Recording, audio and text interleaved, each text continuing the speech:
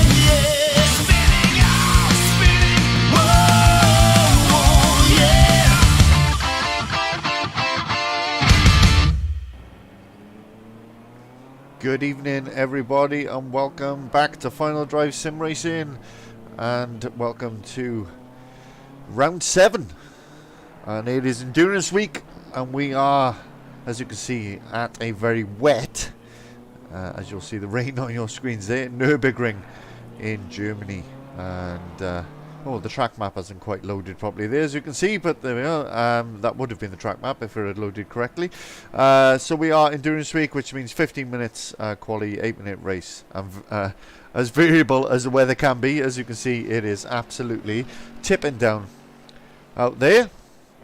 And your commentating team this week is myself. We don't have Dougie this week. He's unavailable due to repairs going on his car. So it's myself and Aaron Markham this week. Aaron Markham will be bringing you his analysis as usual. He is just running a little bit late, but it shouldn't be too much longer before he joins. In fact, I've just heard a plonk in the Discord, so that might well be him. Is that you, Aaron? It is. Oh, that was good evening. That was almost impeccable timing, because just as I was doing the commentator team bit, you joined just as I said you were going to be late. If you'd been 10 seconds earlier, you would have been on the button. So you're sacked. Terrible effort. Welcome, my friend. How are you? I'm good, very good. Feeling refreshed. I have the day off work tomorrow, so no excuses for tonight. I can stick about. Oh, you can't beat a 3-day weekend, can you? No, exactly. Absolutely brilliant. So yeah, I was just finishing the introductions. Just as you can see from the calendar there, round 7 Nurburgring endurance. So 3 rounds left, including the one we're on now. 2 weeks of racing. So 2 weeks today will be the final round at Mazzano. So apologies, particularly to my colleague Aaron, who had a very, very good 2 Sprint Tuesday. I've forgotten to do the tables because I have a job and a life, and I'll be honest, I just completely forgot. So I haven't got the new tables, but so apologies. But I'm sure Aaron will have at least caught me, if not overtaken me, seeing as I had a complete disaster. And he drove very well on Tuesday. It went quite well for you, didn't it, Aaron? A small grid, granted, but credit where it's due. You seem to have been on top of the car, and you drove well. Yeah, the first time I've ever driven really well in ACC and actually got the result that I deserved from it. So, proud as punch. I had a shocking Wednesday night in comparison, so, bring myself back down to earth. Yeah, well, you can't win them all, as I'm sure somebody said that once. But yeah, no, well done on a good Tuesday, mate. So let's take a look at the tables I have updated. So this is the main table for the racing on a Thursday that we are watching today.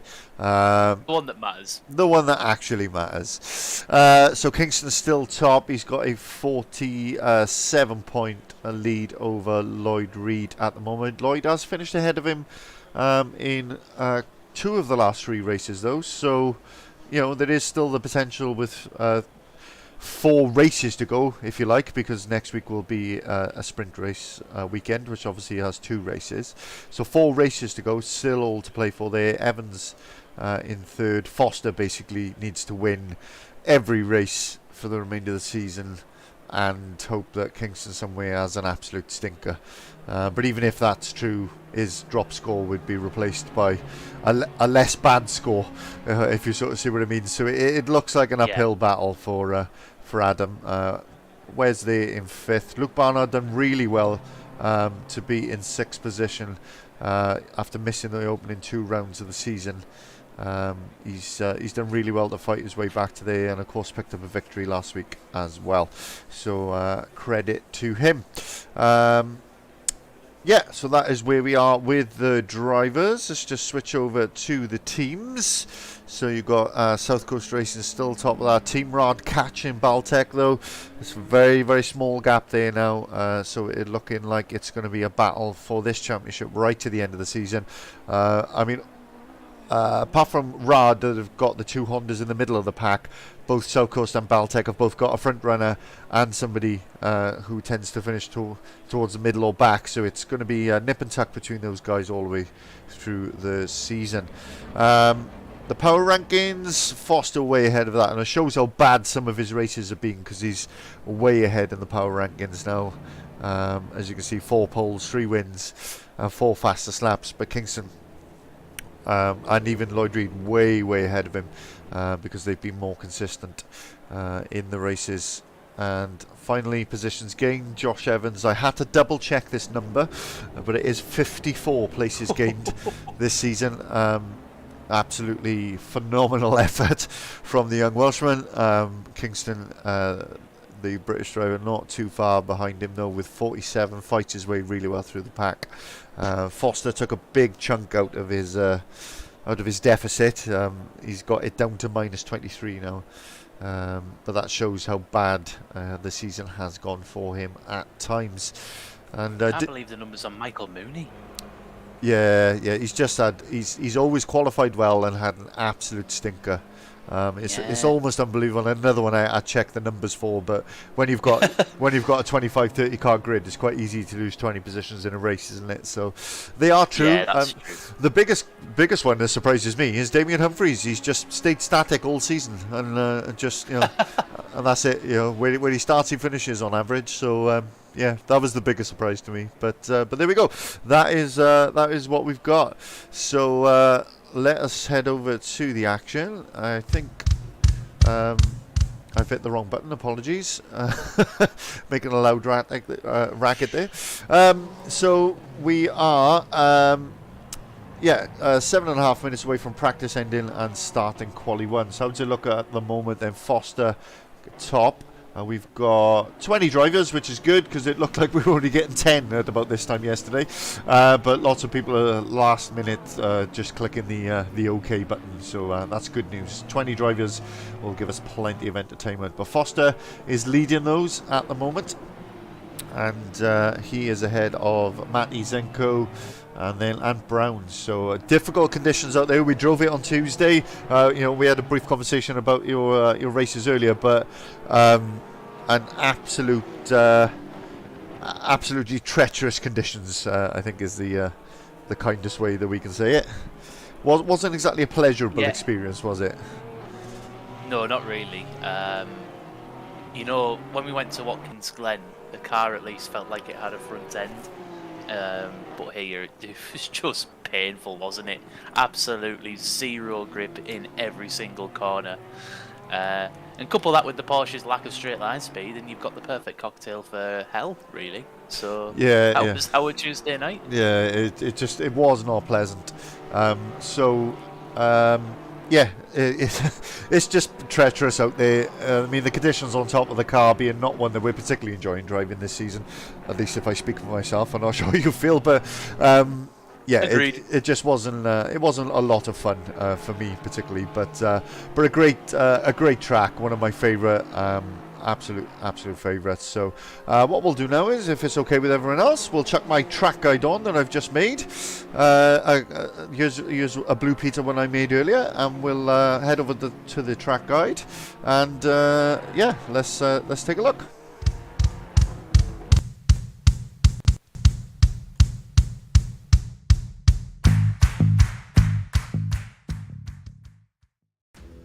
Hi guys, welcome to my track guide. Here we are at the Nurburgring, so let's get going. The Honda NSX is the car of choice for this week. We're at the Green Hell. Well, not the real Green Hell, obviously that is the Nordschleife, which I'm very disappointed to not be driving. But here we are.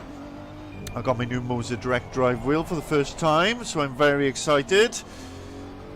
And here we go, powering down the start-finish straight, then down towards T1. This is where we're expecting to see most of the action. Remember, it will be wet for the race. I'm being a chicken and I'm doing this in the dry. Just past the 100 metre board there. You want to be hard on the brakes for T1. And there we go. Through the corner you go. Back on the power, up to second. Just lift off the power. Don't touch the brakes. Don't unsettle the car. And then back on the power. And down towards turn 3. Heavy on the brakes. Down to first. Get it turned in. Little dab of power. Then lift, wait for the grip to come, and then back on the power and down towards the next left-right complex. So just past the cones there, you want to be on the brakes, down to second. Power again, up to third, down to first then for the right-hander. Power we go down towards the next hairpin.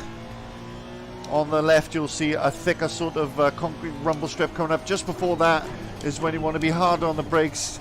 Get it down to first, turn in, patient, and then on the throttle we go up towards the uphill section to the second half of a circuit, up to fourth, hold it in fourth, get it turned in, on the power, nice and quick through that fast chicane. Absolutely brilliant part of the circuit. Heavy on the brakes, down to second, get the car turned in, on the power, and we go down to second again, patiently waiting for the grip to come before you power this downhill section, before this fast, flat right-hander. And then again we're heading uphill towards the final chicane. Just before the 50 metre board, you're hard on the brakes, down to second, through the chicane, back on the power all the way through there to carry as much speed as possible, down to second for the final corner. Wait for the grip. I've gone a little bit wide there, which is a shame, but we've done a 57.6, so that is a decent enough lap time. A couple of mistakes there, probably got a low 57 if not a 56 in me, quite easily there. That's, you know, the first lap I've done around there, especially with my new wheel as well. So yeah, there we go, Nurburgring, my favourite place on earth. I go there every year to drive both the Grand Prix track and the Nordschleife, so I'm excited for this one. Wet race is going to give us all sorts of excitement. Back to the live action. Well, there we go. That was my my track guide, and I was just talking to Aaron off air and saying that a couple of laps after that, I actually got down into the 56s, which was quite the achievement for me. So I've left the practice action just for a moment, folks. The liveries have not synced correctly, mostly because I didn't press the button that syncs the liveries. So I'm just doing that in the background now, and then we'll rejoin the action in just be a couple of minutes. But yeah, I mean, any particular likes or dislikes for you, Aaron, with regards to what is the Nurburgring Grand Prix track? No. Do you know what? I suppose I say no there. No, in the fact that I don't have any dislikes. You know, this is somewhere that I've raced since being very little. Since you were probably partying in your 20s, Mike, I was busy on rubbish F1 games on the PlayStation 1, and this was always one of my favourite tracks. Yeah. So I like this place, but one thing that caught me out on Tuesday was the chicane layout, because I'm used to the first chicane, the F1, the tighter one, yeah. Yeah, the second one I was like, whoa! Yeah.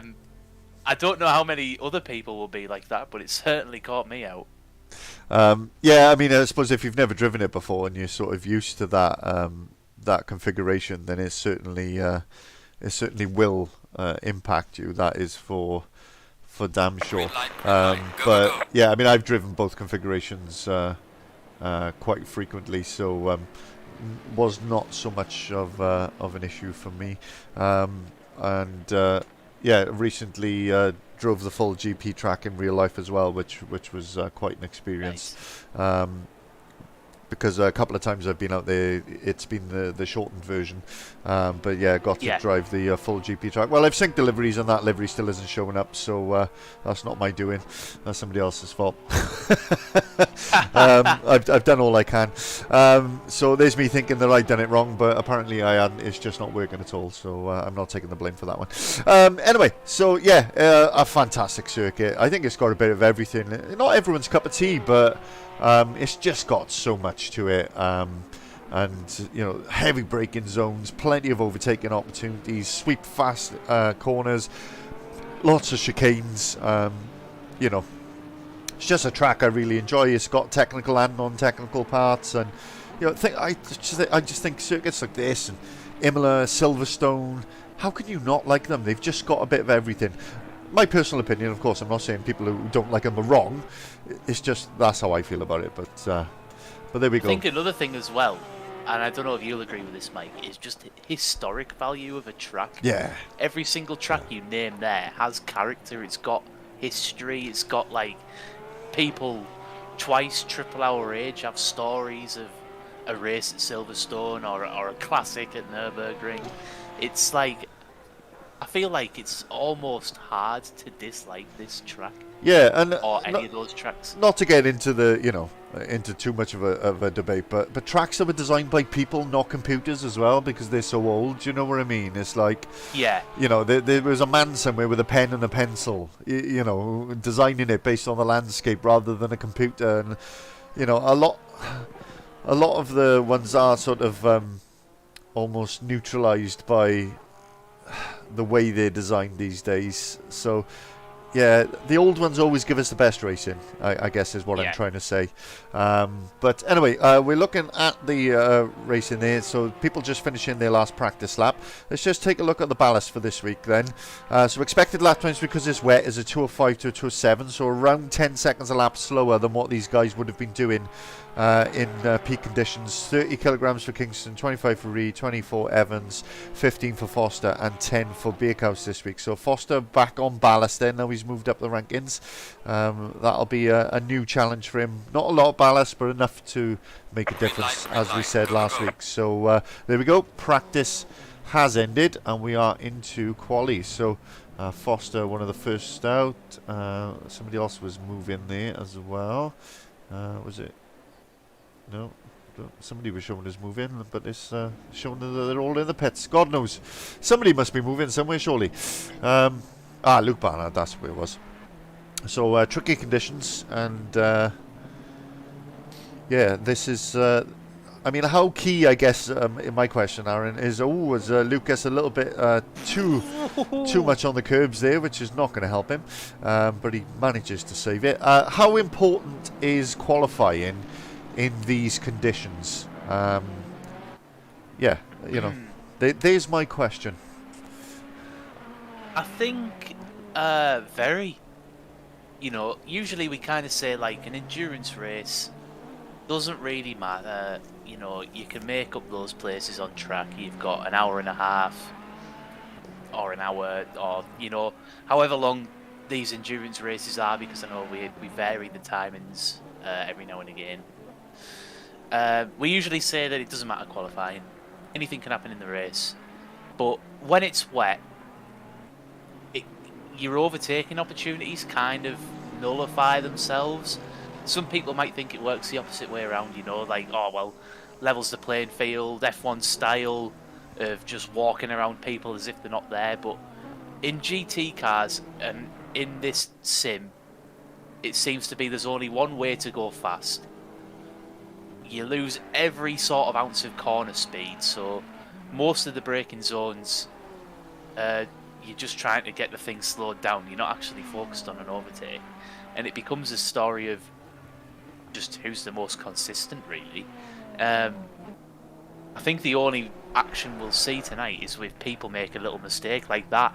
That's how someone's going to get past, purely and simply because they'll get a much better drive. Well, let I us. think qualifying is going to be key. On that note, then, let's jump on board with Mr. Luke Barnard on his opening qualifying lap and take us through it, Aaron. Cool.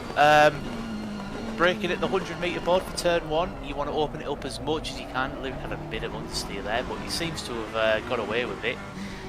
Open up the left-hander now. You'll see a lot of the time, all the way through this first sector, he just goes wide as he can and square off the corner. But he takes quite a narrow entry there. Taking a lot of curve. The Ferrari struggled a little bit through here.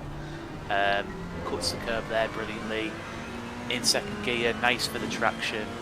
As we work our way now up into the, I suppose, the designed part of the track, not the part that was originally there. This corner I found very tricky on Tuesday. Couldn't quite get the line right, but the Ferrari gets a fantastic drive through here, which Luke demonstrates very nicely for us as we build downhill into the hairpin.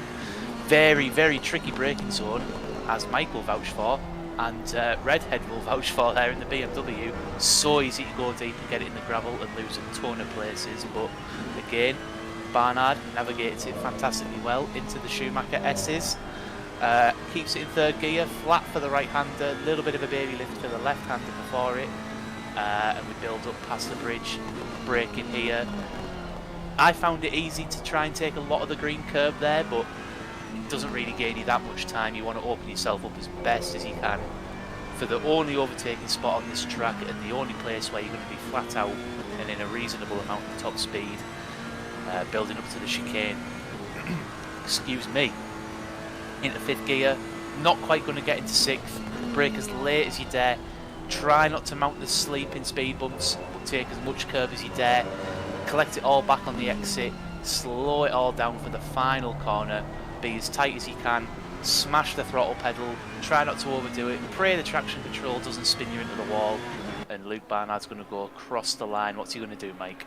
He has done a 206.1, so 2/10 off pole there. Very, very good lap. And Bierkhaus has just beaten that as well, actually. So he's done a 205.7. So these guys probably be in the mid to low 205s based on the information we have available from us from our running on Tuesday. So great lap. Matty Zenko there with a 205.4, basically just confirming what I just said. So he's now gone pole. But you know, these are only the first laps as well. They'll need time to get heat into the tyres in these conditions. I know it always sounds strange, doesn't it, when you say about getting heat into tyres when the track is soaking wet. But of course, you know, the tarmac does keep a residual sort of heat even in the wettest of conditions, doesn't it? So you know, the tyres do work against that and still generate heat even in these conditions, don't they? Yeah, you've got to understand as well, you know, with the wet, the car slides more. With the grooves, the way the rubber works is it has more flex to move, so it vibrates off itself. You get a bit more heat in the tyres as well. So it actually works nicely, and what we know as well is that the wet tyre is pretty much bomb-proof. You can drive any way, any shape, any form on it, and it just doesn't seem to go off really, does it? It kind of maintains its grip once it's in the zone. It's always there. So on that note, are we going to see somebody attempt a non-stop? We could do, or maybe just a splash and dash, which will save them a lot of time in the pit stop because. You know, if you're saying, I mean, 80 minutes, the tyres will certainly last an hour, no problem at all. 80 minutes, possibly. Yep. You know, we could see that type of strategy being played out. Maybe we'll have, you know, a mid-runner suddenly be in the contention for a podium with a strategy like that. I think we can't rule it out. And we've kind of, was it Laguna last season that we saw it done? In the wet as well, with all things considered. Yeah, it was. So you can't rule it out. And I mean, if you're running anywhere probably beneath the top 5 and you're within 20 seconds of the car in front, why not try it? Why not go for something like that? You know, nothing to lose. Someone like Adam, who might be P4, a little bit off Kingston's pace, could think, gamble, I'll do it. Yeah. Because if it works, I think the net gain's what, about 20 seconds? Give or I take. might have fabricated that. Yeah. But, Yeah, it's there you or know, thereabouts. that's the difference, isn't it? That Yeah. can be a whole load of positions if it's really close tonight, which it could be. Yeah, it could be. Exactly right, yeah. And just watching on, Ant Brown has got himself up to second. He was a gnat's wing away from pole position, so he certainly got the pace to do so. Sorry, just realised the gaps aren't on screen, so bear with me. I apologise. With the liveries not syncing up, I got a bit distracted. There we are, half a tenth off pole on that lap, and currently showing as pole worthy. That's why he's flashing purple there and pinky purple on the screen to show that his current lap would put him onto pole position as it stands. So I do love how this software picks that up. It's very, very clever. So Ant Brown looking like he's going to take pole, or provisional pole as it stands. Still 6 minutes to go, plenty of time for other drivers to improve. But yeah, the big thing that the drivers that we raced with on Tuesday, not something I had to worry about, pitting around at the back on my own all night, but the drivers were complaining particularly that the spray was bad, weren't they? Yeah. So you're going to want to be on the front row of the grid at the start, basically. I tell you what, though, once the cars are sort of like spread out a little bit, and you were just in a one car, sort of queue. I spent a lot of time behind. Who was it? It might have been Luke, I think. I spent a lot of time behind two cars basically in the second race, and the spray wasn't terrible. But I do run on the bonnet, so spray is not really a problem. I didn't really have a chance to check it in the cockpit. Oh, do you know what? We had a conversation, myself and Rich Arnold earlier, about POVs and what drivers choose, and he said, does anybody actually run bonnet view anymore? And I said, I don't know, and you've just confirmed someone who does. So he's there we are, you've just screw you, Richard Arnold. But yeah, so getting cockpit view, you big wuss. My 28-inch monitor would tell you otherwise. Do you know what? I'll lay you off on that. Like, my two side monitors are that size. It is easy for me to judge. I do have triples, which obviously does help. Helps massively. Your field of view is just so natural. It's brilliant. Anyway, back to the racing. So Ant Brown has taken provisional pole. He's ahead now of his mate Alex Kingston. Kingston currently on a lap that isn't going to get in pole, but I tell you who is flashing purple is the weed-powered Wes Beerhouse. Do you see how I made that work?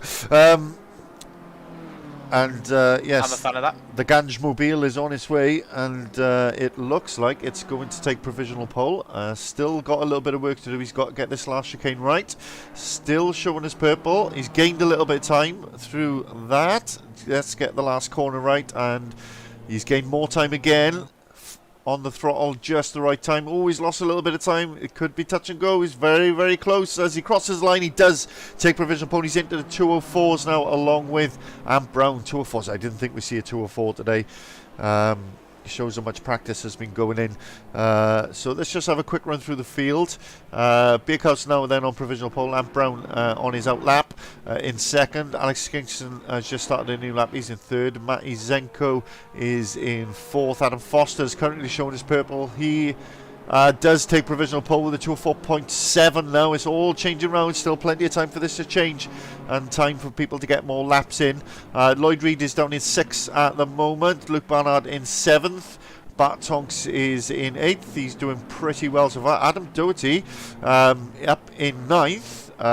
Made his debut with the league last week, I believe was his debut, I think, if I'm not mistaken. But yeah, doing very, very well in the BMW, up in the top 10. Michael Mooney struggling a little bit in the Honda. He is in 10th. We've usually seen him qualify better than that. Graham Morris also, one who's not qualifying quite as well as we may have expected. He's down in 11th. Scott Balseeley has re-entered the championship in the BMW after dumping the Honda. A very warm welcome back to Mr. Chicken Lips himself, Mr. Dave Wood, with the it's only a South Park themed Lamborghini Oh, that's getting all the Cross-eyed, coverage. isn't Absolutely brilliant. So welcome back, Chicken Lips, aka Mr. Dave Wood, and thank you for selecting a Coon and Friends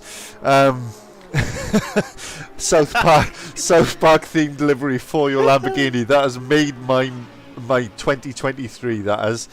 I'll do my Cartman impression before we end the stream later.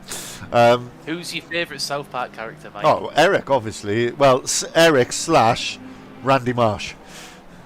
I love Randy Marsh. Randy Marsh is an absolute legend.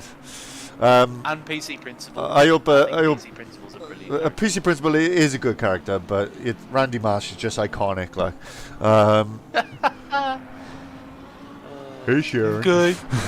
Hey Sharon.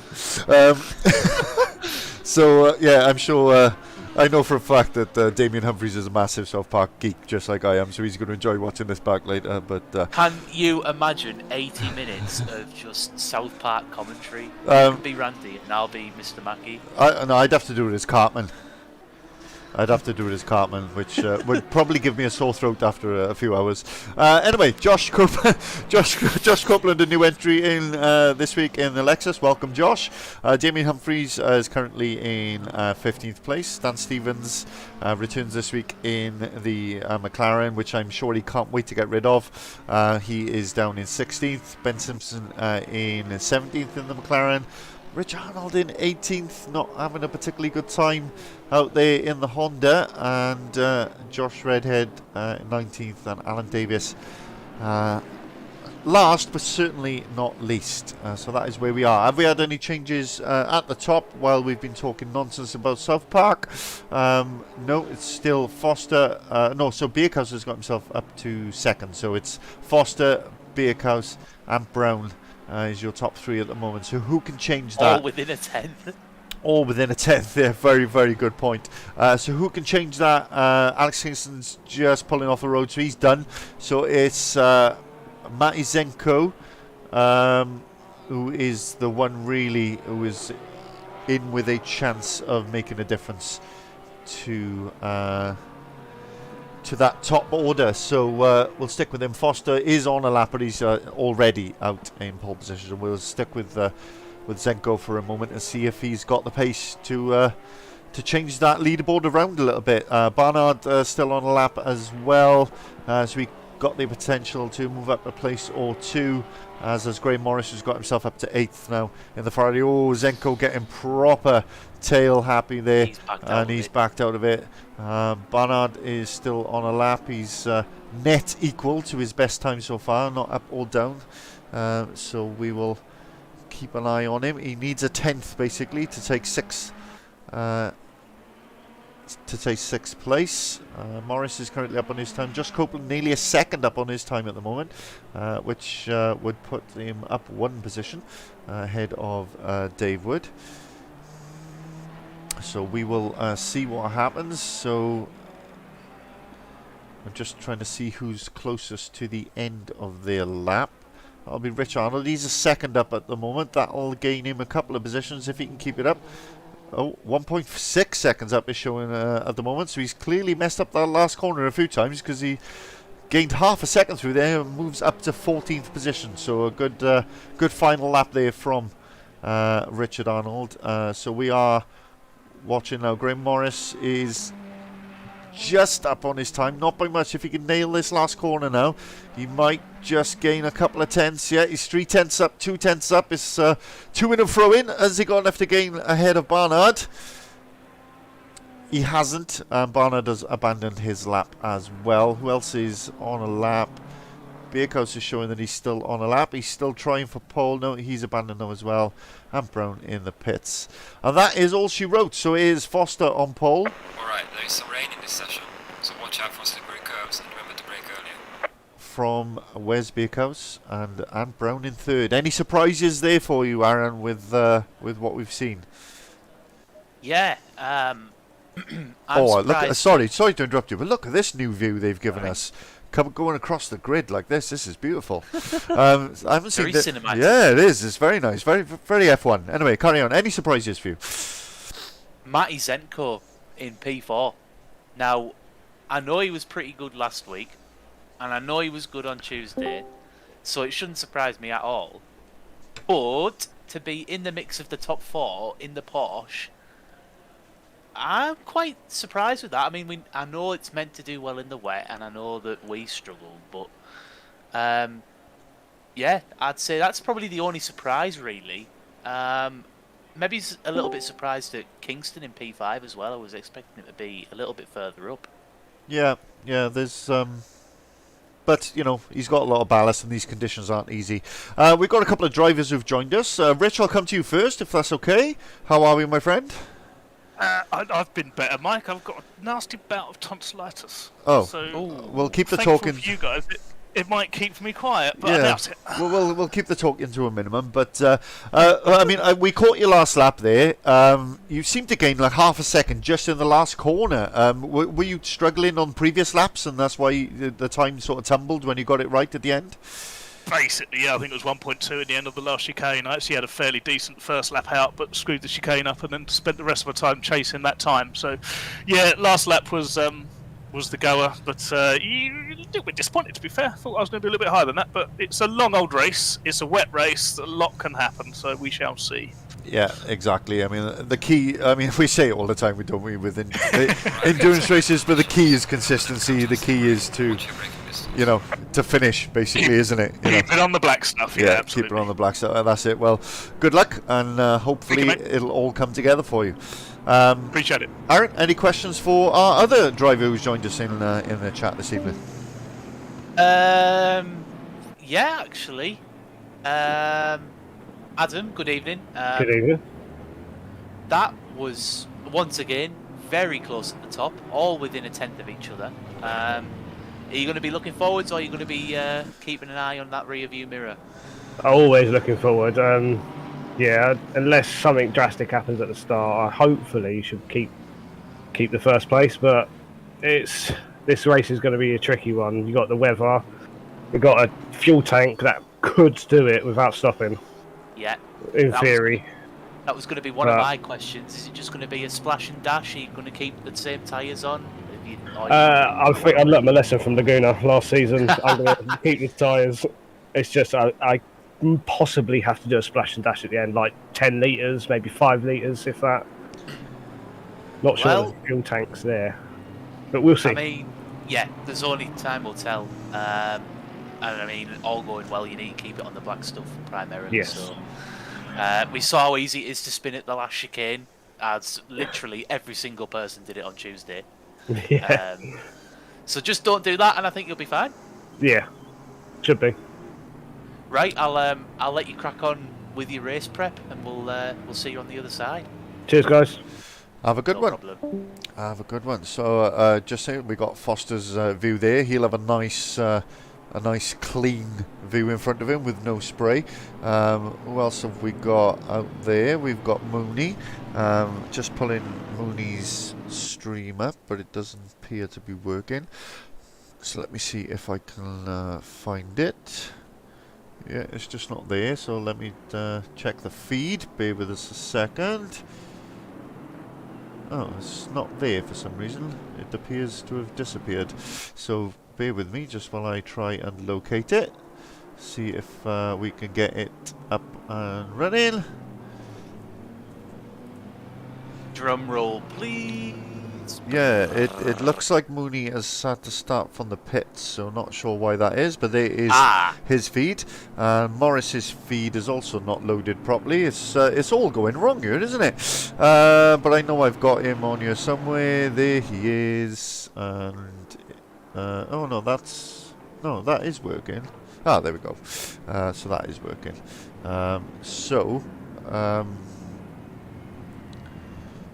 There we go, that is better. So, yeah, we'll keep Morris's on there because I want to see how bad the spray is. And obviously Foster being out in front, we're not going to see any of that. So, and with Mooney starting from the pit lane, we'll keep Foster on standby and come back to him later if we need it. Although if he's out in front, his driver cam view is probably not going to be much fun or much use to us. So here they come towards the end of the lap.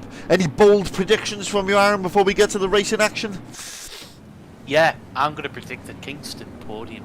a Kingston podium, so he's currently in 5th, carrying a fair amount of ballast. He's got his old friend Lloyd Reed alongside him. Oh, it's an early green light already, and foot flat or thrown away we go down to the first corner, and Foster gets a really, really good start. Good start from Bakehouse as well. You can see the Porsche and the Aston Martin battling away in the background there as we come down towards T1. They've all got to be careful. Down into this corner, they've all been walled in. Foster's gone really deep, really deep, and that'll put Ant Brown up into first place. Zenko makes his way through as well. Foster caught out a couple of other drivers like Bakehouse by doing that, and has caused a few problems, and that is exactly not what Foster needed. As we go on board with Foster on the view in the bottom left hand corner there, now we can see his point of view, and oh, that's just absolutely basically the complete opposite what he said he wanted to do, wasn't it, when we spoke to him a couple of minutes ago. Oh, sickening mistake, and there's nothing worse as well, because you know you're talking about millimetres. It's not a case of like, I don't know, it's just I'll put my teeth back in. I'm too excited. We've got a race on our hands now. We have got a race on our hands. Foster needs to win this race. I mean, he's ahead of Kingston at the moment. He's actually dropped down to 8th position off that start, but the drivers were all warned, you know, no contact into the first corner on the first couple of laps. It's one where you can go 3 wide, but you probably shouldn't. So, you know, they have all been warned to keep it clean. So good to see that there doesn't appear to have been any major accidents in we might that see a move time. here. It looks like we might see a move. Foster already trying to get past Senko. He tries to go round the outside of the left-hander. He does. What a move! Is he going to make it stick? Though the Porsche not making it easy for him. He's got the inside for the next corner, which will give him the advantage, and he powers that Honda through. Fantastic side-by-side driving. Brilliant racing from Adam Foster and Matty Zenko as well. No contact, difficult conditions, opening lap. Brilliant side-by-side racing, Aaron. Yeah, that was absolutely brilliant. Right around the outside, it doesn't get much better than that, especially in the wet. That takes a huge amount of cojones, tennis balls between one's thighs, and a lot of respect between the new guys as well, you know, for Matty there. That was, contact! Whoa! So only a little bit, just a little nudge there. Wes got chucked in off the curb. It wasn't intentional. He got chucked in off the curb, and that forced contact with Barnard. Yeah, and what I was thinking, just going back to that Foster incident off the start there, where he run. The problem is going into turn 1, isn't it? Is that you're not at full speed. You're not at what you would have been doing in qualifying. So it's very easy to.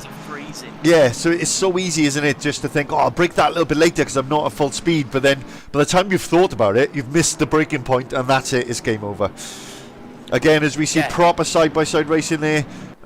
From Bakehouse and Barnard. Bakehouse just coming out on top there, but Barnard being swarmed by a fellow Ferrari, and he's gone deep. And Aston Martin, he's gone very deep. He's going to spin up the wheels there. He's done really well to keep that in check as they come through the hairpin and come up the other side. There's a bit of contact in the background, and that was Bart Tonks who come off worse in that, I think. And got away with it though, just about. Morris getting a little bit happy on the throttle. There's lots and lots of action there. Tonks going way wide in the background there. He was offline, and he's just got his braking wrong. And it's all happening. A proper hectic couple of laps as these guys try to get to grips with these conditions here, which cannot be easy for them. So there we go. We are watching Foster's on board.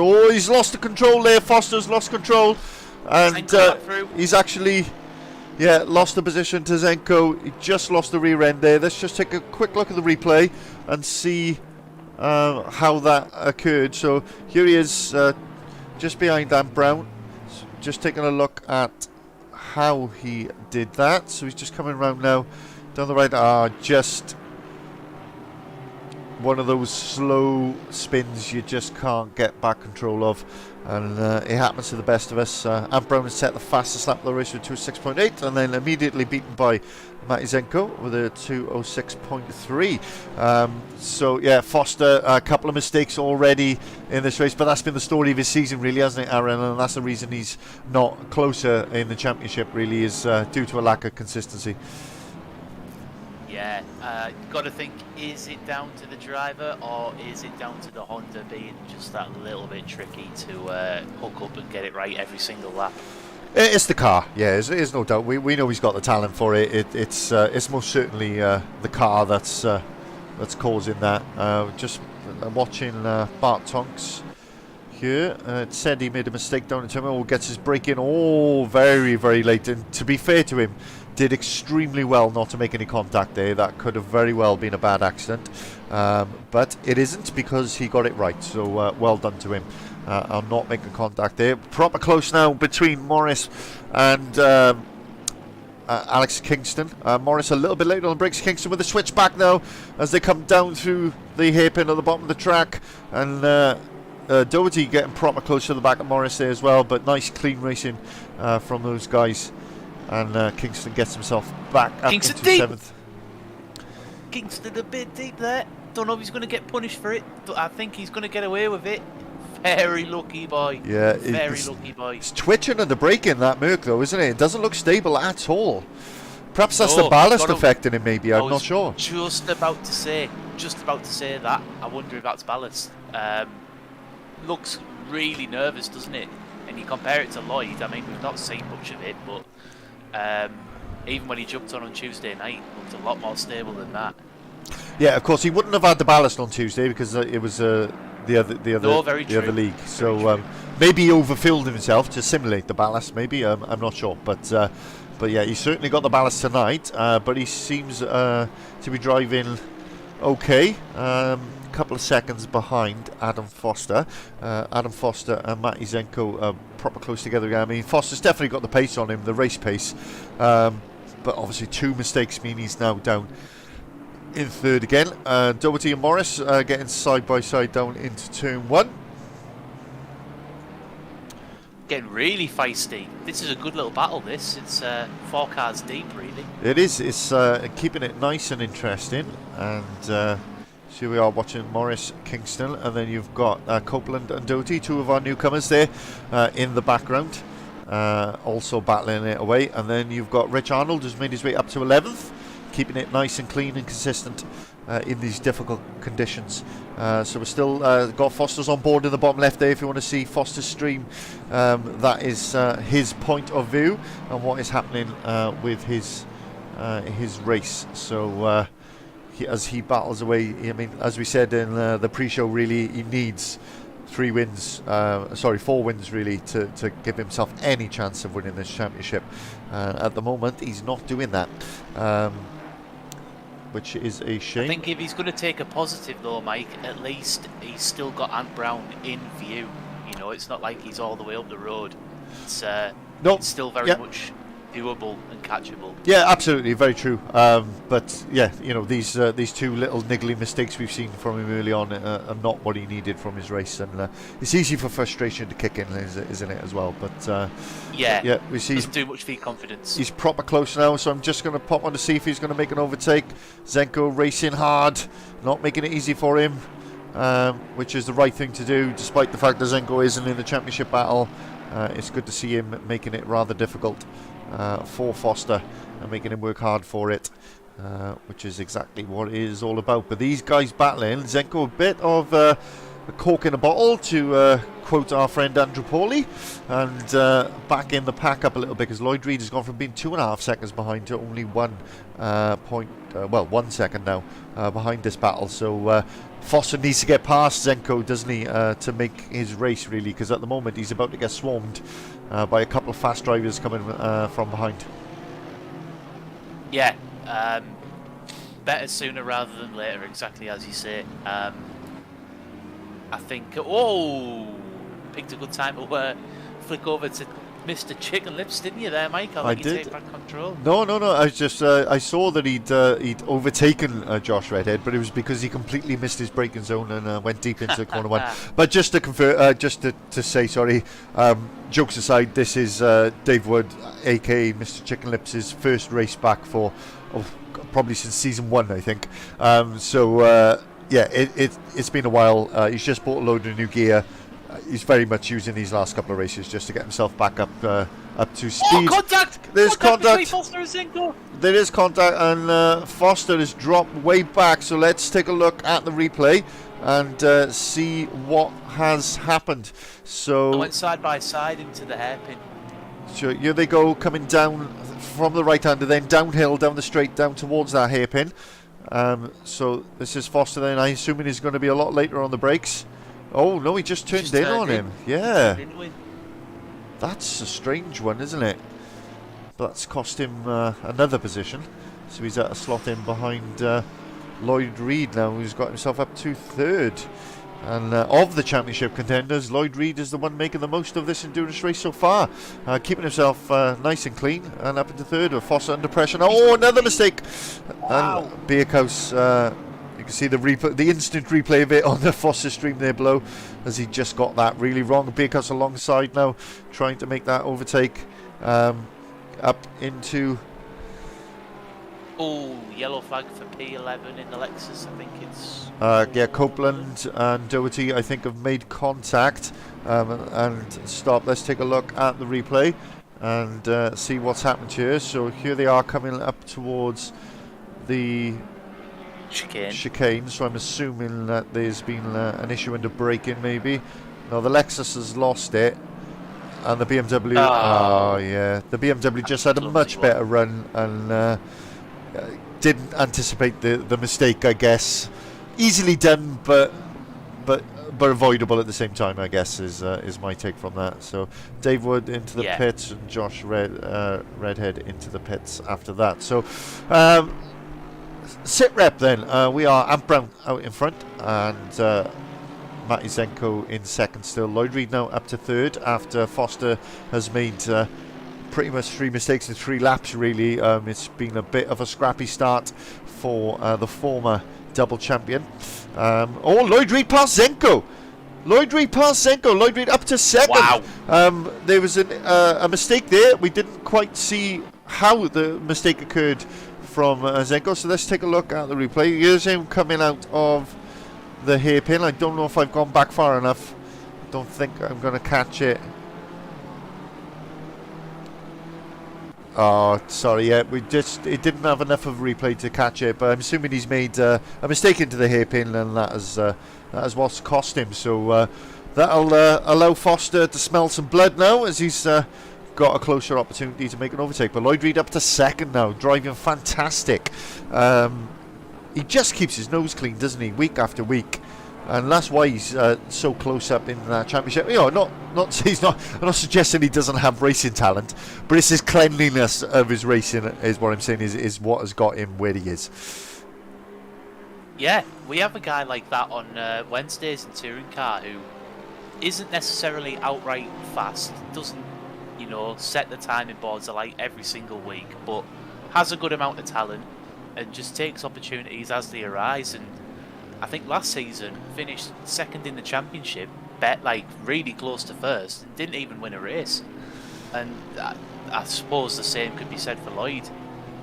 And it shows how important consistency really is to get you up there in the standings, because at the end of the day, if you want to finish first, you have to finish. Indeed. Never truer word said, my friend. And speaking of which, live touring cars, Wednesdays, 8 PM Twitch. It says link in the description below, but it's not, because I haven't changed the graphic. But if you look for TCSRL on Facebook, Discord, and YouTube, you'll find them. Go and find them. There's their logos. So you can watch touring car action on a Wednesday, featuring our co-commentator, Aaron, and Dougie as well, for that matter. Fantastic racing.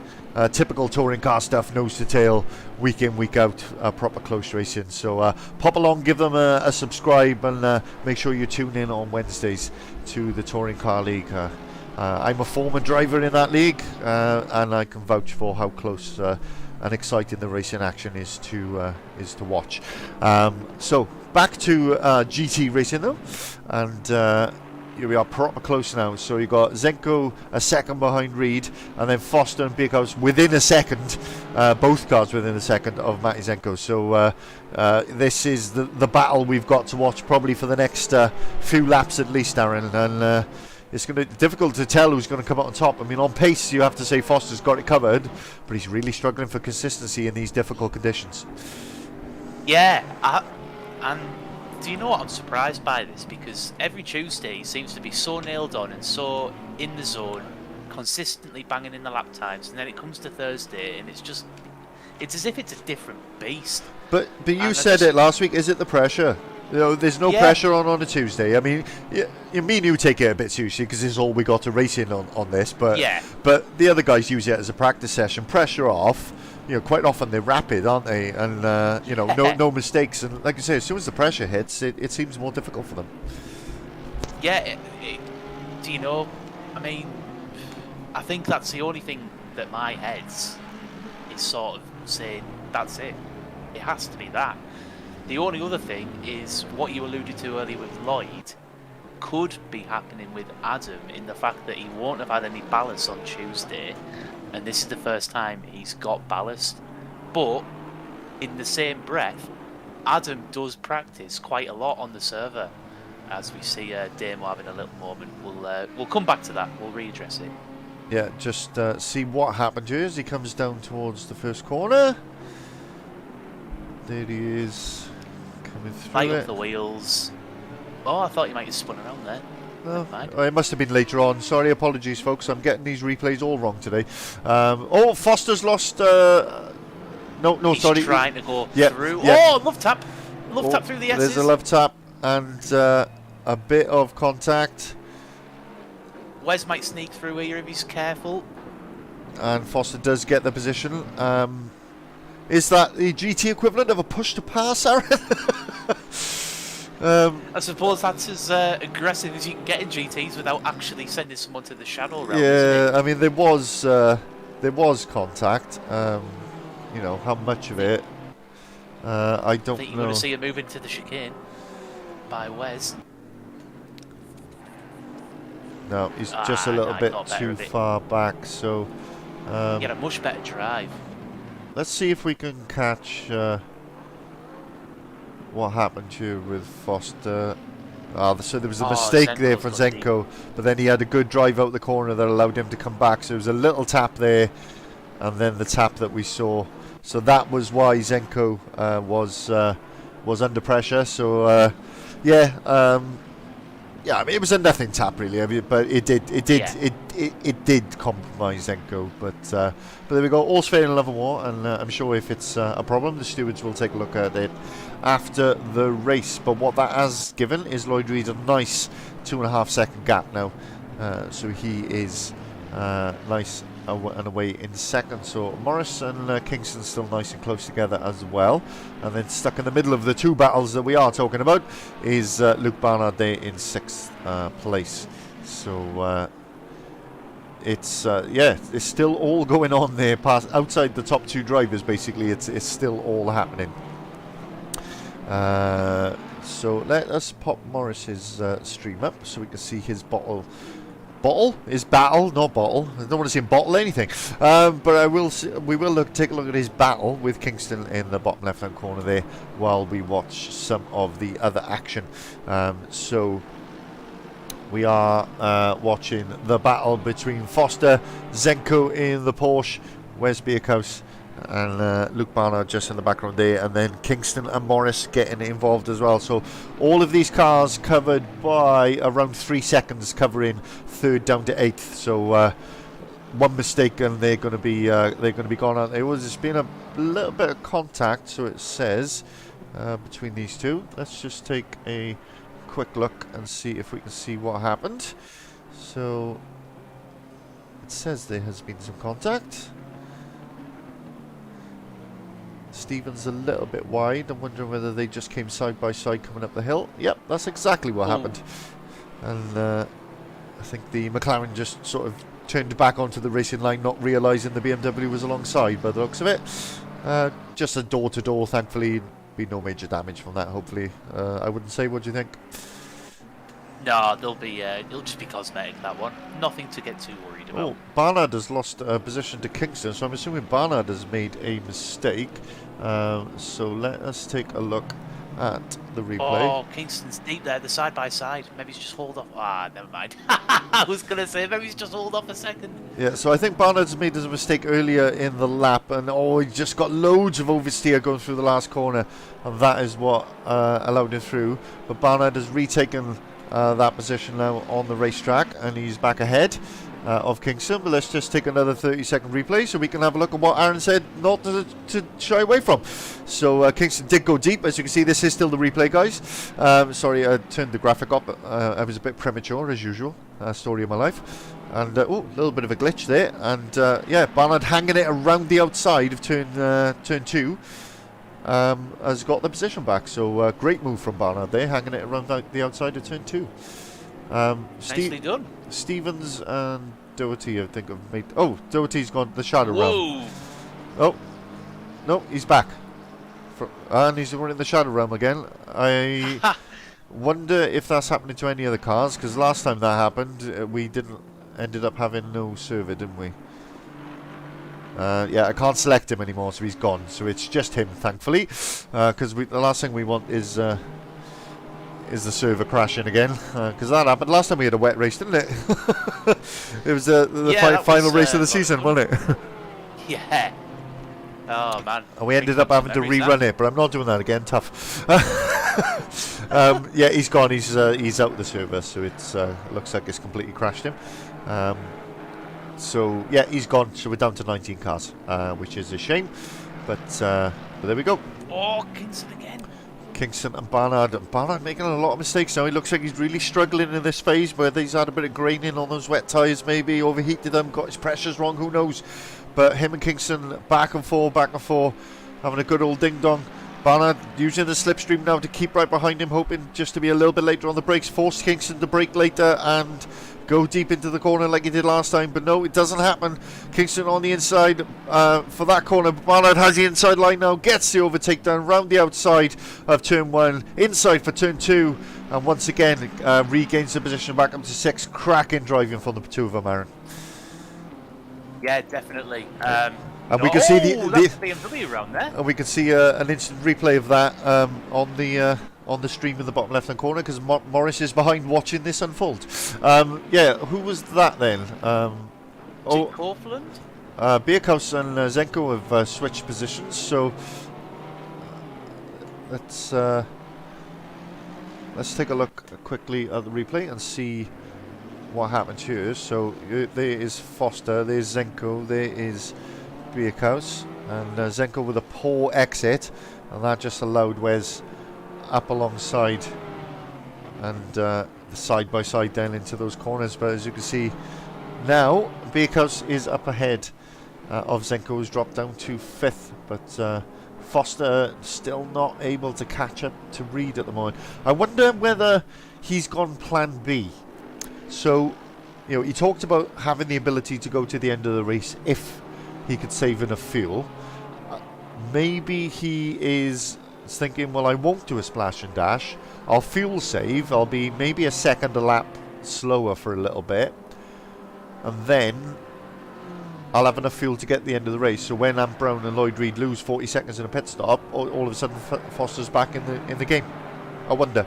I think that's exactly what happened, because we've come up with, well, I hinted at it in qualifying that he'd be P4 maybe, and could be a fair amount of seconds off the lead, which is what's transpiring currently. I think that's probably the best option at winning the race at this stage in time. I think that's what he's got to do. Very briefly, Mike, I will say that we've got typical Ted Brundle in the YouTube comments. You should be on the racetrack, not in the YouTube comments. I know, but yeah, he's just saying he thinks it'll be very hard to save enough fuel. I mean, Adam did hint at it, Dom. He did sort of say he might just say have enough in the tank. Well, he said he'd be between 5 and 10 litres short. So yeah.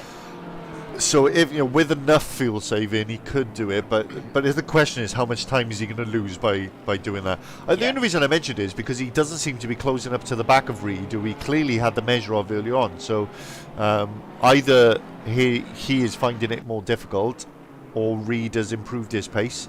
and has settled down into the race now. It could be either of those, I guess. But anyway, continue as you were. No. You've basically summarised what I was going to say, really. I've stolen your thunder, haven't I? So I apologise. Yeah, pretty much. I'll never do it again. But yeah, Dom, cheers for tuning in. We look forward to seeing you back on the racetrack very, very soon, mate. We do miss commentating on your fantastic last to first drives, and yeah, we look forward to seeing you on track as soon as you are able to do so. But we are watching two battles here. So we're watching the battle between Zenko and Bierghaus, and then you've got the Barnard Kingston Morris battle on stream there in the bottom left hand corner as well. In fact, if we go to Kingston, because he's closer to Barnard, and then Morris's point of view of this battle is also in the bottom left hand corner, which gives us great insight. Oh, mistake from Barnard again there through the final chicane, and that has allowed Kingston up past. What a time to join this battle. Absolutely brilliant. You can see it in the bottom left hand corner as well. Mistake from Barnard through the chicane, just got it wrong, and that's allowed Kingston past. But that's happened before. Is Barnard basically going to do exactly the same thing? Kingston defend the inside, Barnard go around the outside of turn 1 and inside for turn 2. He's made it work 3 times already. Is he going to get it a 4th time? Almost contact there, but it's pretty much exactly what's happening. And do you know what? Kingston's so good, and I'm surprised he hasn't. Oh, he's going to lose another position here. He's got it all kinds of wrong, Kingston. All kinds of wrong, and he's lost out to Morris. Brilliant driving from Morris. Just opportunistic, and through he goes. But I'm just surprised. I mean, I don't mean to be insulting, but I'm surprised Kingston didn't learn his lesson, because that's the 4th time that he's overtaken him on the start finish straight and defended the inside line, and then Barnard's just overtaken him around the outside of turn 1. I mean, Aaron, they say the definition of insanity is doing the same thing and expecting different results. I mean, it just seemed like a prime example there of, try something different, because it's clearly not working. I know he's got ballast, and I'm not criticising, but he just didn't seem to want to try anything different to defend the position, is my point. No, it's just, it's really weird. You think, just because he's got so much talent as well, he's such a talented driver. Just surprised, more than anything. I wonder if he's just really struggling for confidence, and he feels like that's the only way he can possibly defend and drive the car. It's just really alien from Alex to be in this sort of position. I'm not used to seeing it, but no. I'm not complaining, because Lloyd in P2, this is exactly what he needs. He needs a night like this, and so does Adam as well. Well, I mean, three nights like this, or 2 nights like this, 3 races with a sprint race next week. Going into the final round, I mean, if this occurs a couple of times, you could see Lloyd Reed right in the shot of the championship going into the final round, and that is exactly what we want to see. I mean, we do not know how ballast is affecting the car, the tyres, the performance in these conditions. We just don't know. So that could be the reason. I mean, the only way we'll know is when we speak to the drivers after the race.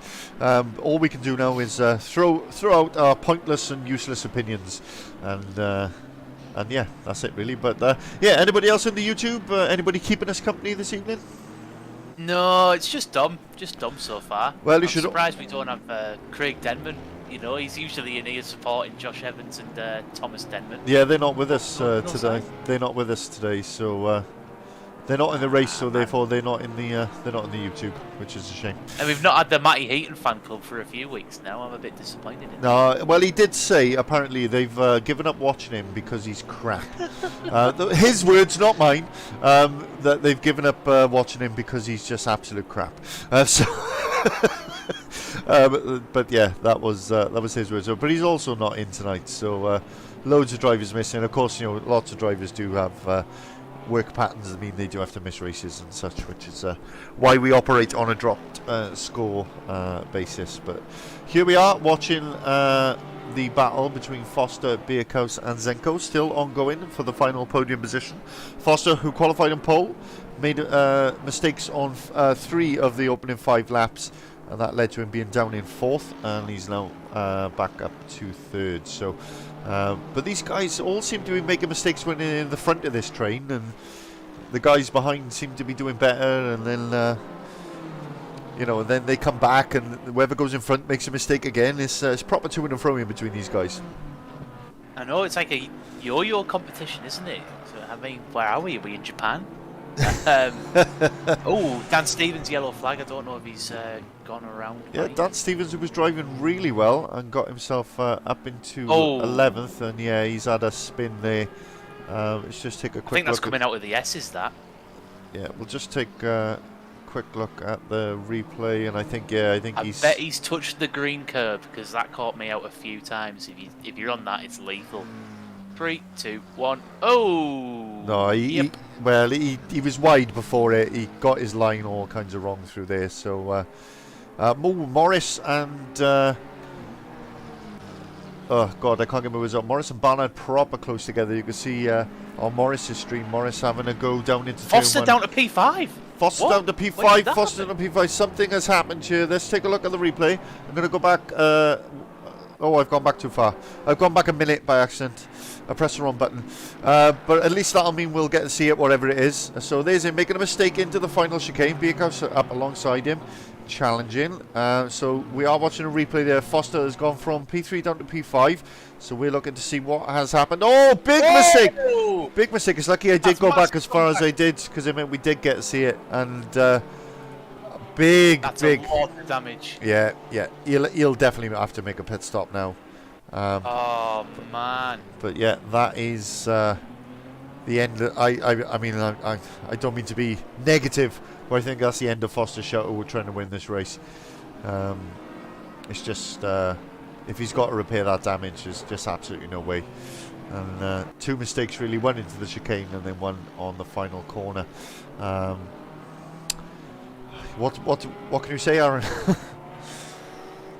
All I can say is I've been there and got the t-shirt, because I did that in qualifying about 3 times, I think. So Easily that's, done, isn't it? do you reckon that's desperation trying to claw back some time? Could be, I mean, he's got to be frustrated to a degree. You know, it's not been a straightforward evening for him, as he's made a few mistakes. So yeah, I feel he looks a little frustrated with the way that he's driving, but who am I to judge a double champion when the only thing I've ever won is a Mars bar? So you know, what do I know, eh? Not much, that's for sure. So Morris looks like he's sort of coming into this race. Oh, Ballard with a big mistake! Oh, No. big mistake down into turn 1. He just got his braking wrong and he's lost 2 positions now. Morris and Kingston both getting past. And oh, tell you about that, I didn't realise that Kingston was actually behind Morris when Morris was... Oh yeah, no, sorry, we saw that, didn't we? He made a big mistake. Sorry, I'm losing my mind here. There's been so much going on, I've forgotten the stuff I have seen. I think I'm...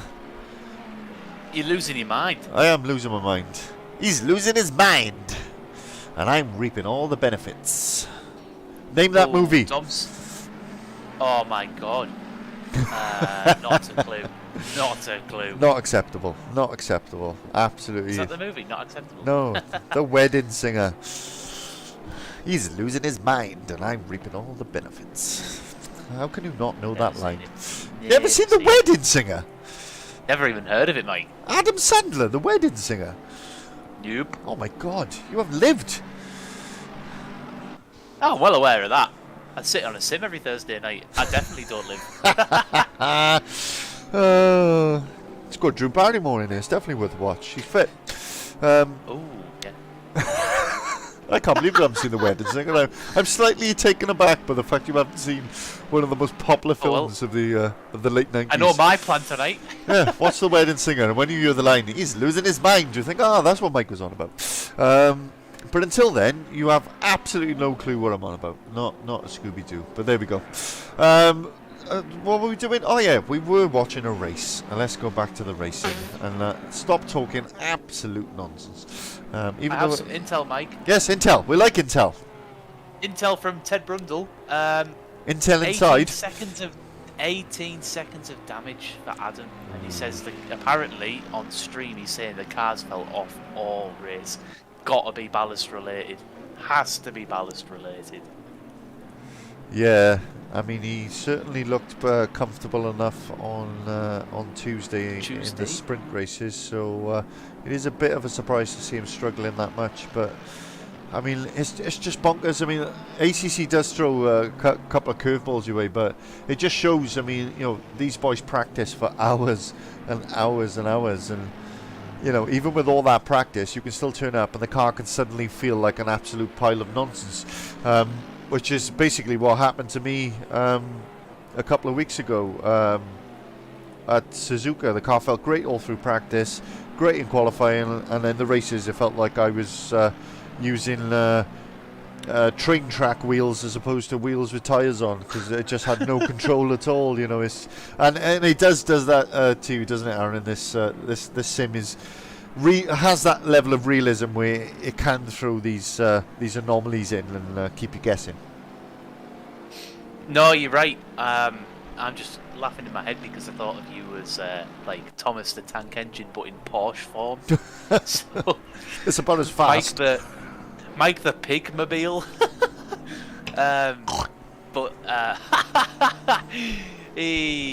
God, we digress. Well, Dougie isn't here to tell us his dad jokes, so we've got to have a laugh somewhere, haven't we? So,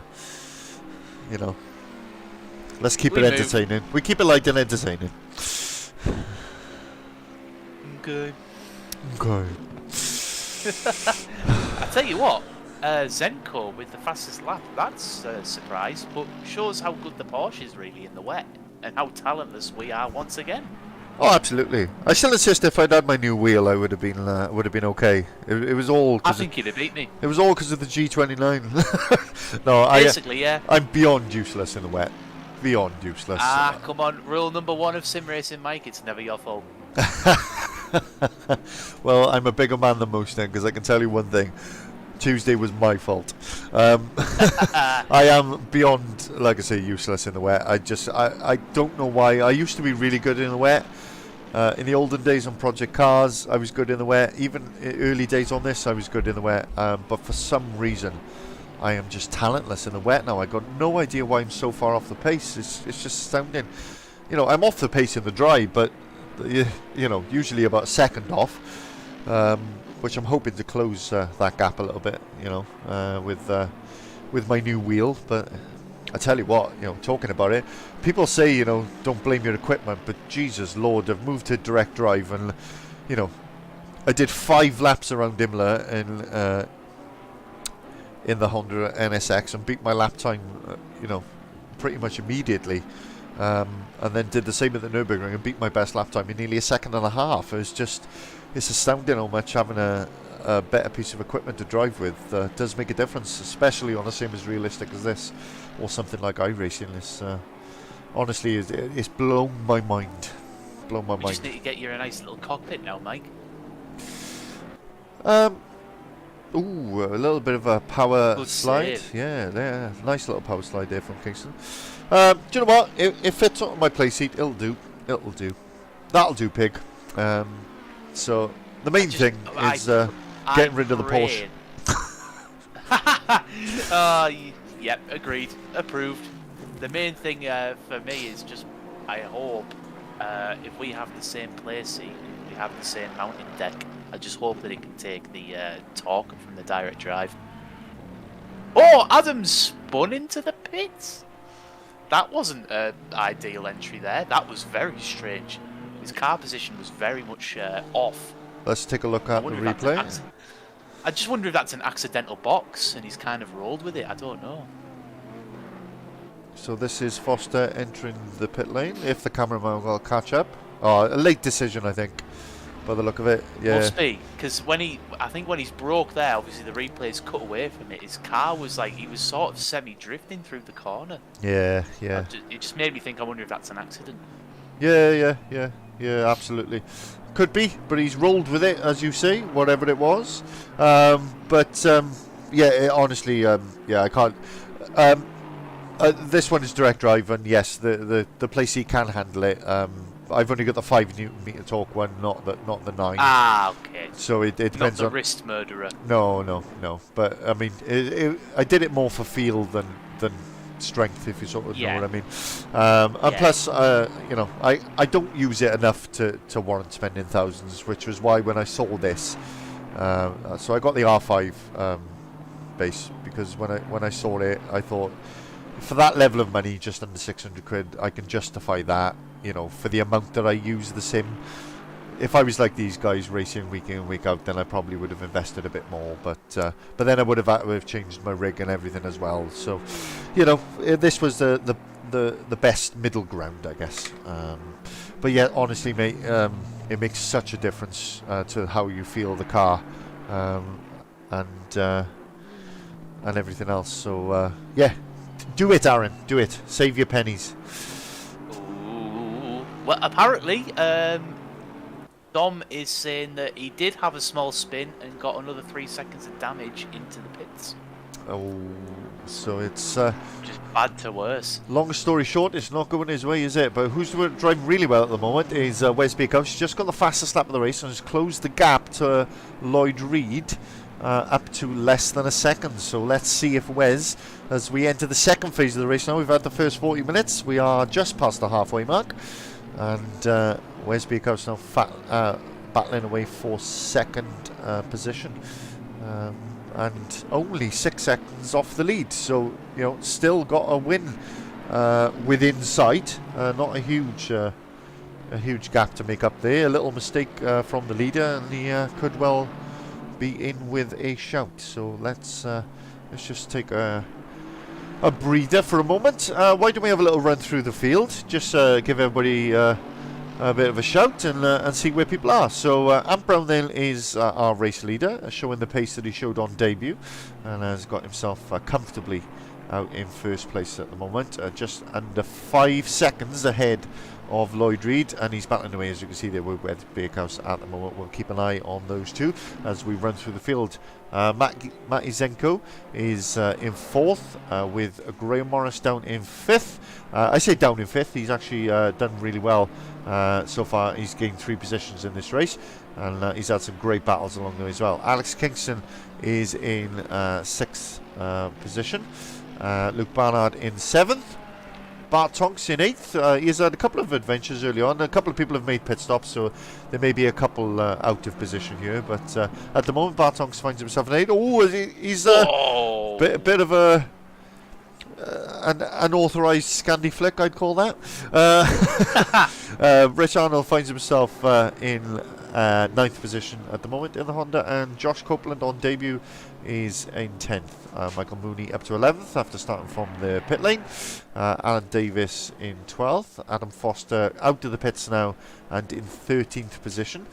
He's fixed the damage.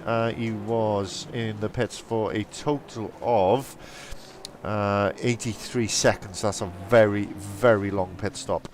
So he needs to just keep his nose clean now and gain as much time as possible. Damien Humphries has done his pit stop as well. He's in 14th. Scott Balseeley in 15th has also stopped. Josh Redhead is in 16th. He's got an R next to his pit stop on my graphic. I do not know what that means. It's got his pit thing like everyone else, but it's got an R next to it, and I've not seen that before, so absolutely no idea what that means. Dan Stevens in 17th, Adam Doherty in 18th, and Dave Wood on his second debut, should we say, returning to the league after a long time away, is down in 19th position as he finds his feet again with the sim. So that is where we are.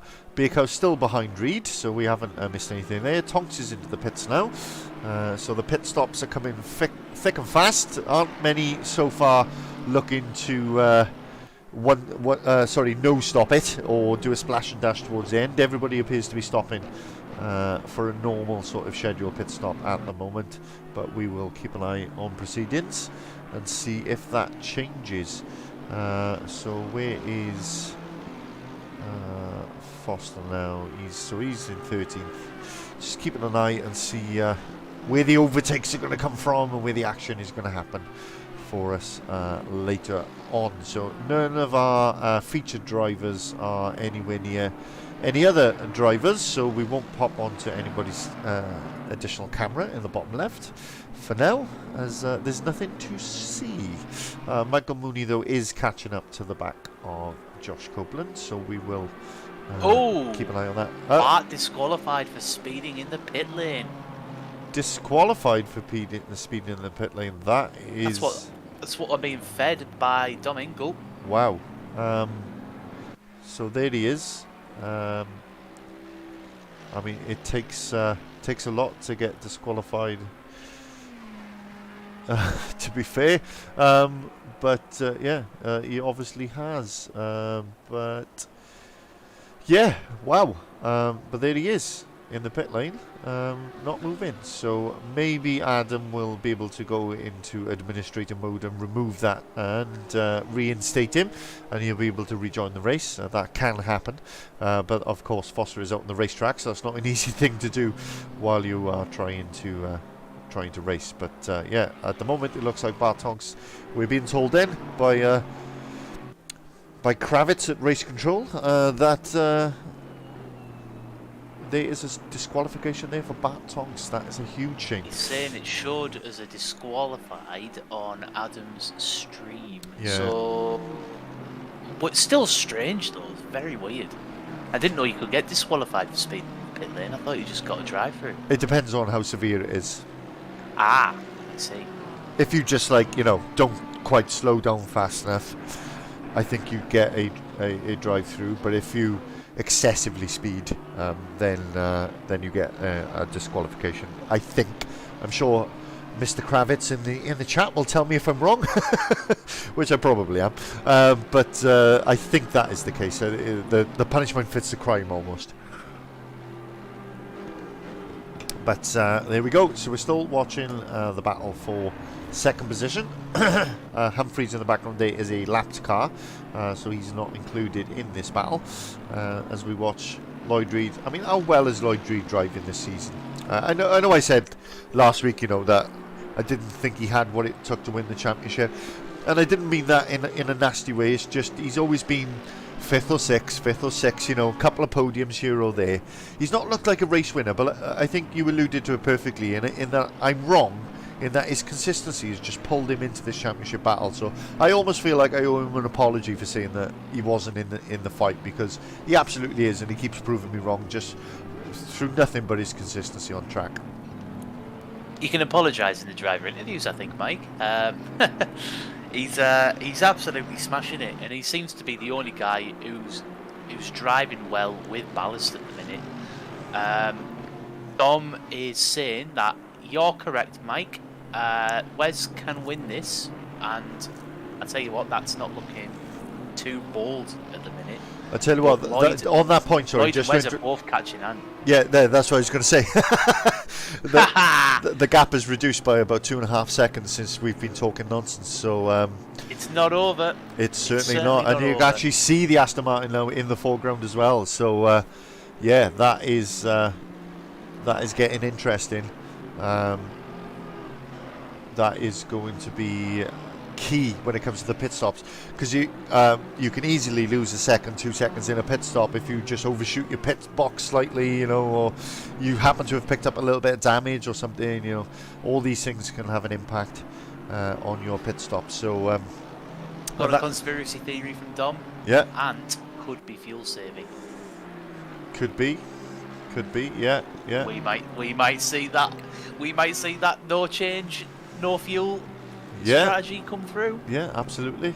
Maybe he's trying to just see if he can get to the end. I mean, Dom will know better than anyone how thirsty the Aston is. He's got plenty of experience in it. Is it capable of getting to the end of the race on a single tank? Only he will know. Well, not only he, but he's one of the few people who would know then. I'm sure other people do know the answer to that question, but I certainly don't, because I can't drive front-engine cars on this software. I'm actually bloody dreadful in them. But anyway, back to the action. So, yeah, we are, way past the halfway point now where you would expect most pit stops to happen, which we've seen. So nobody in the top 9 now has made a pit stop. Alan Davis, currently in 11th, is yet to pit. His lap time suggests that he is probably driving conservatively and perhaps fuel saving, so you might well see him do a no stop, and that, if he ends up sort of somewhere towards the top 10 after starting dead last, that'll be a good run-in for Alan. So we'll keep an eye on his progress. Anybody else? Josh Copeland on debut in 9th. He's doing quite well from not stopping so far. Richard Arnold in 8th. Also looks like he may or may not stop, although his pace is faster than that of his teammates. So possibly not. We will see. Wes has dropped back from Lloyd Reed now. He's made a mistake on the last lap. That's cost him 1.2 seconds. So he is a drop back. Oh, the curse of Michael Bullen has struck again. And just as I come to Rich Arnold to say what a wonderful drive he's having, and got the potential to go to the end, he has a crash. So I apologise, Rich. I hang my head in shame.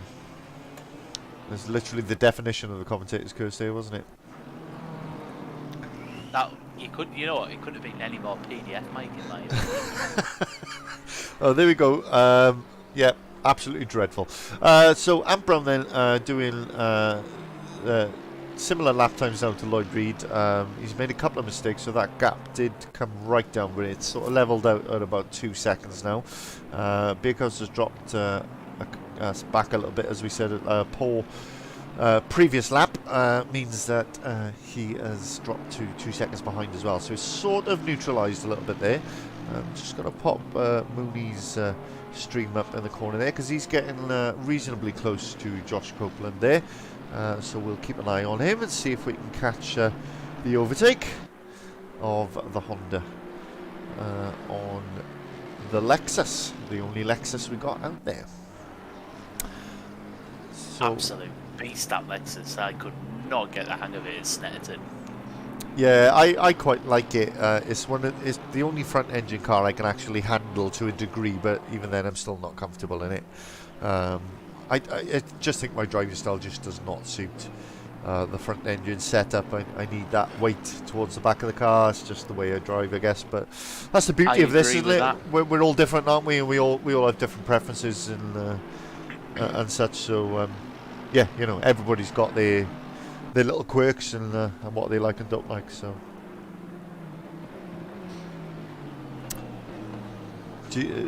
so you also prefer sort of a mid or rear engine setup yourself, then, do you?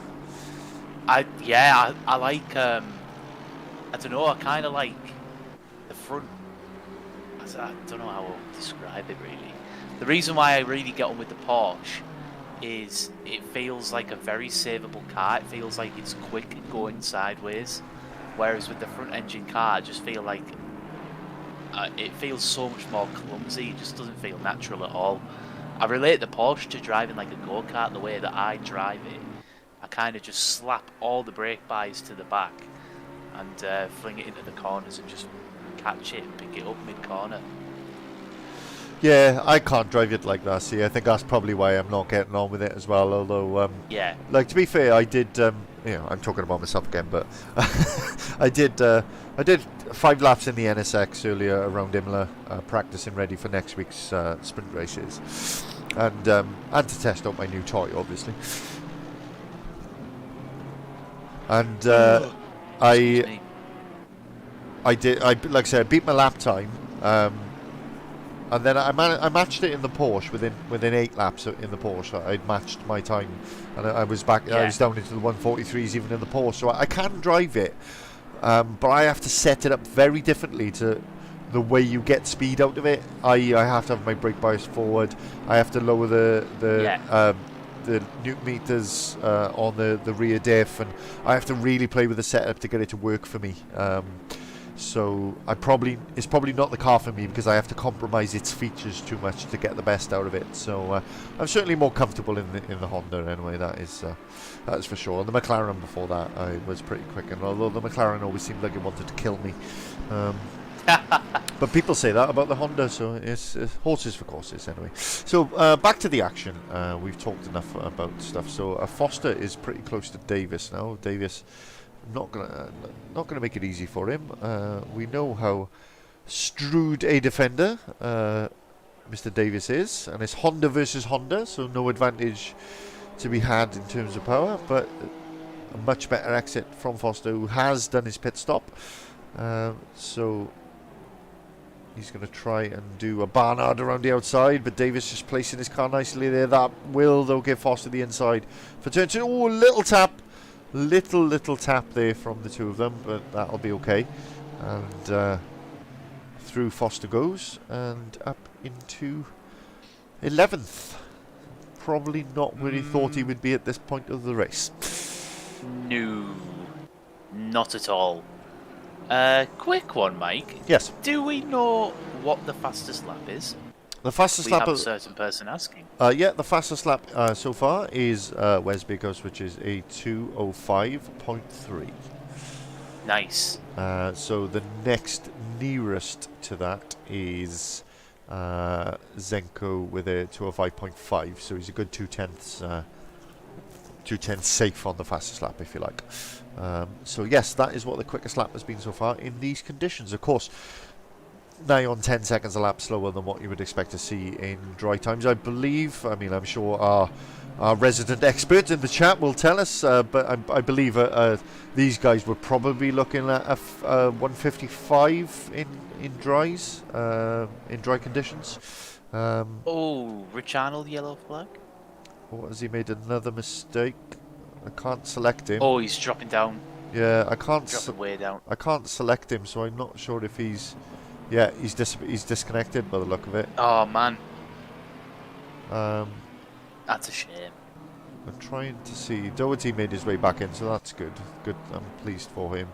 Yeah, looks like we've had another disconnection from Rich Arnold. Yeah, he's gone.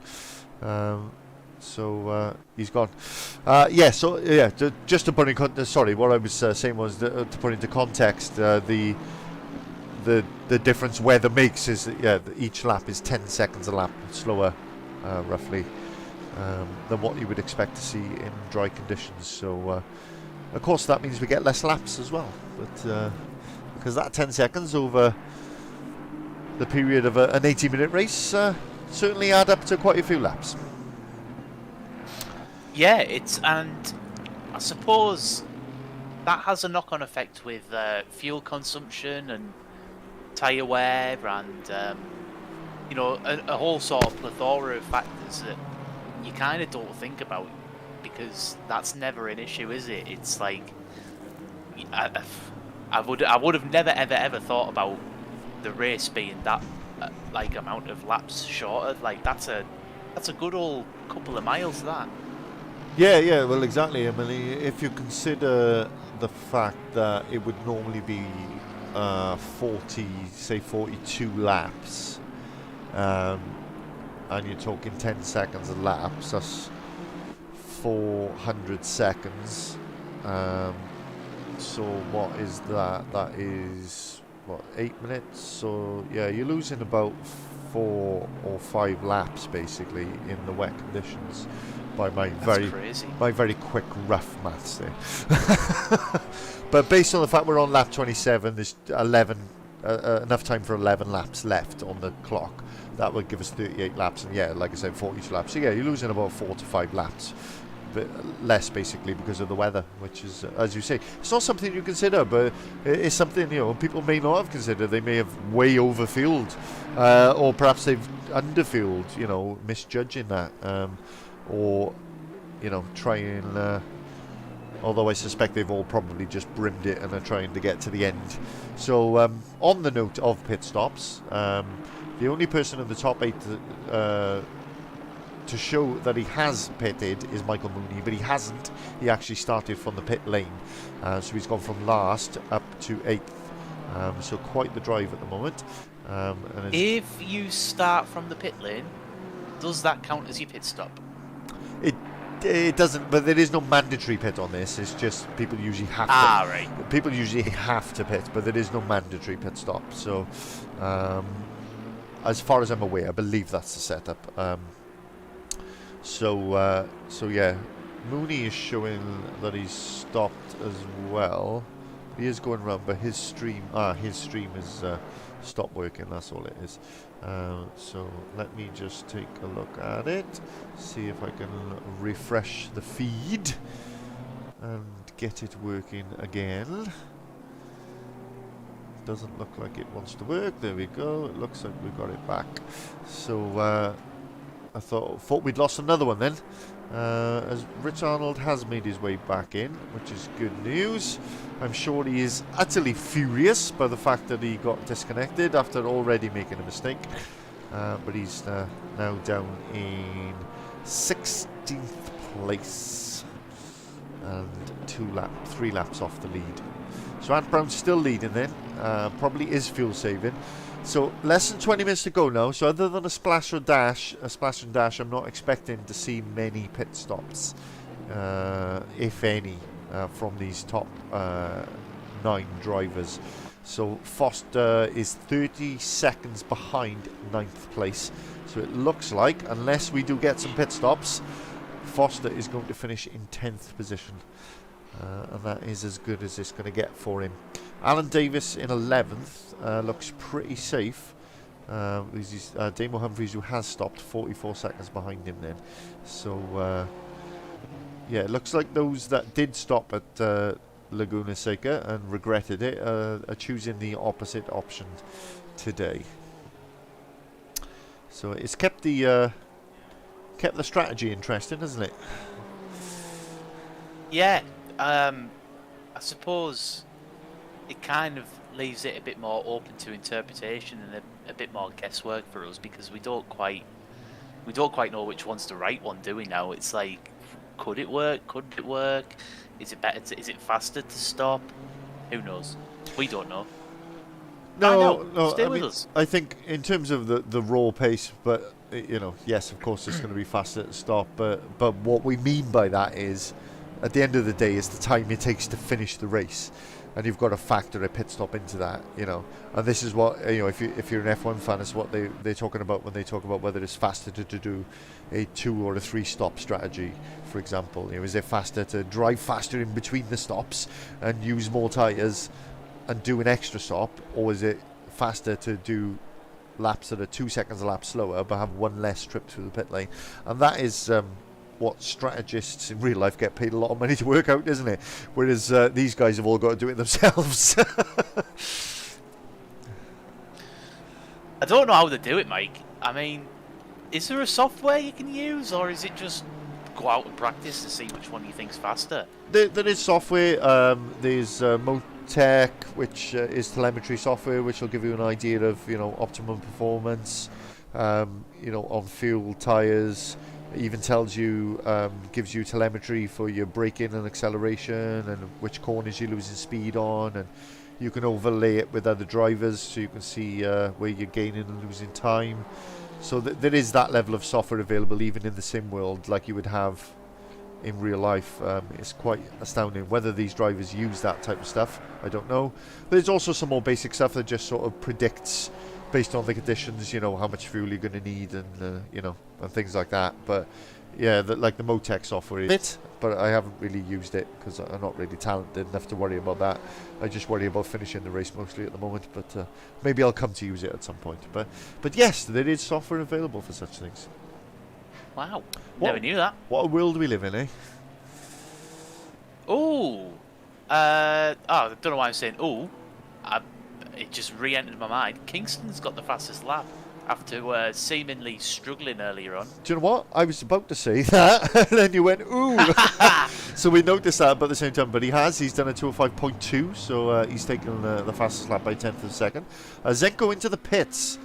Oh no, is he in the pits? Well, there was like dust there.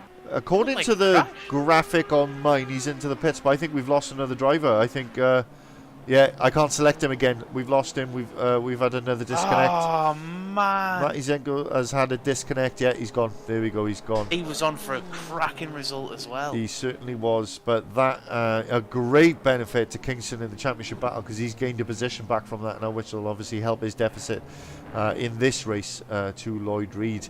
But yeah, that is it. So back to the Bakehouse battle now. I've seen so many disconnections tonight, very, very unusual. The server has not been behaving itself and has been very unfriendly.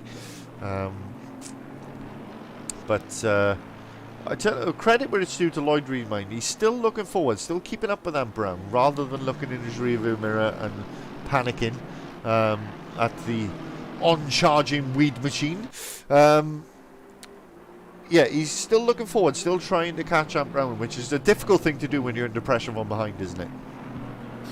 Yeah, and I suppose the other thing to consider is with that ballast, his tyre's definitely going to be in a poorer state compared to Wes's, so all odds stack in favour of Wes really, and I suppose in favour of Ant as well, the defender.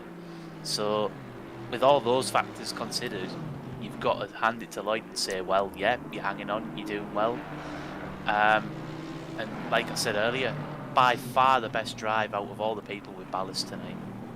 Absolutely. So we are getting towards the end of the race. There is 15 minutes left, and it is coming closer and closer. But we'll start to have a little think about driver of the race. There's two main contenders for me. They're the two drivers who've gained the most positions and therefore had the cleanest races. And they are, for me, Michael Mooney and Alan Davis. And Michael Mooney shows he's only gained 4 positions, but of course that is from his grid position, but he actually started from the pit lane, so he's fought his way back from 19th up to 7th at the moment. And Alan Davis, who started 18th, is up into 10th at the moment. So that was 19th and 20th, so they've gained 10 and 9 position. Sorry. Oh, I can't add up. 12, 13 and 10 positions. Sorry. I'm all over the place here. It's been a long day. So, yeah, they're my two contenders. I don't know about you, Aaron, if you've got any other thoughts, or... For me, it was going to be between one of those guys, but then another one entered my head, and it was actually going to be, I don't know, can we give it to Copeland? It's his second week, isn't it? It's not his, or is it his first? No, it's his first. Ah, man. Well, that's answered it then. It's got to be Michael Mooney, starting from the pit lane to P7. That is some comeback. But we'll put it on hold. I'll give a kudos. We'll put it on hold. Commentators kudos. Yeah, commentators kudos to Alan Davis, but we'll put it on hold just for a moment because I don't want to jinx him, and I don't think he's finished a race without crashing out this season. So I'm not even going to go to him on camera. I'm not going to talk about him for the rest of the race. I'm just going to hope that it all goes well for him. So time will tell. So any real surprises? I mean, Foster obviously, it's just had an absolute disaster, but it's not the first time this season, so I mean, it's not really a surprise. He's clearly not in love with Honda. It's not the car for him, and that is why he's had that issue. But any other big surprises out there for you, I guess? Yeah, I'm a little bit surprised at Kingston's struggles, even though he's going to come home for P5. Just in general, it's not been a great night, has it? Surprised at Copeland. That's took me by a storm. I think that's a fantastic debut. Slightly surprised by the Ferraris. They didn't qualify well, and I think barring the disconnects, there would have been... I mean, I was going to do this as part of the interviews, but there wouldn't have been anywhere near the top 5. There'd have been, I think, 6th, 7th, 8th. It looked like a front midfield pack car, really. It's just... It seems to have lost its jazz. I recall, was it Barnard at at Glen being unbelievably quick in the Ferrari, and I thought, like, wow, that's got to be the car to be in. Graham changed to the Ferrari, and you know, as a commentator, I'm sat here thinking, well, clearly they know something we don't. The Ferrari's an absolute monster, but the round since then, I don't know, it just doesn't seem to have set me, made me think, wow, that it hasn't made me sit back and think, what a car. It's just not quite been as hooked up as what the Mercedes is. Yeah, it's difficult. I don't think there's been a standout car this season where you can clearly say the car is better. But you know, they have been working on that in that, you know, different cars have had different gains at different tracks. So you will see, you know, the BMW dominate one track and then the Merkel dominate another track. And we've seen that this season, in that different cars have been successful in different places and in different conditions. And under the control of different drivers, so it has kept us guessing a bit. And I mean, the top two in the championship are in the Merc, but that's purely through their consistency of finishing. They haven't been the quickest two drivers this season, Kingston and Reed, but they've certainly been the two most consistent. Agreed, and I think as well, the Merc has such a unique way of driving it, but once you get on top of it, I feel like it's so easy to bang in the laps consistently. I feel like, you know, when a car's really well balanced and you know every little sort of detail of how it's going to behave, it's such a predictable behavioural car. Now, what I mean by that is Lloyd Reed knows every time he flicks the steering wheel into a corner, he knows how that Mercedes is going to react, and he's not going to get any surprises. And I think that's why we're seeing the Mercedes at the top, because of the fact that it gives a driver confidence once you learn how to drive it. It's almost like a bulletproof car. I've not seen Lloyd or Alex make any huge mistakes that have led to, like, a calamity like Adams had tonight, for example. So I think, I suppose that's me saying I think that's the key to the success. Yeah, I mean, that is, you know, when you look at the power rankings here, there's the evidence. Adam Foster is the fastest man out on circuit. He's got the most poles, the most wins, the most fastest laps, but he's fourth in the championship. Yeah. And that is where, with what we're saying, is that Kingston and Reed, just purely through consistency and finishing races, have opened the championship up to them being, you know, most likely to take the championship. So Reed will close that gap on Kingston today by a little bit. So maybe a little bit less if Wes does get past, which we. Oh, Barnard's had a disconnect, I think, has he? No. Oh, it's let me go to him, sorry. It wouldn't let me select him for a moment there. And he'd gone white, so I'd wondered whether he'd had a disconnection as well. Oh! Lloyd must have had a bit of a calamity. He's let Wes through by the looks of it. And just as my commentator says that the Mercedes drivers never make mistakes, the Mercedes driver makes a mistake. Let's take a look back at the replay and see how this happened. So there's Lloyd taking turn 2 on the power, down towards turn 3. Oh, he got way onto the curb. Did he save it enough? He did. I think he did, but I think he let Wes through.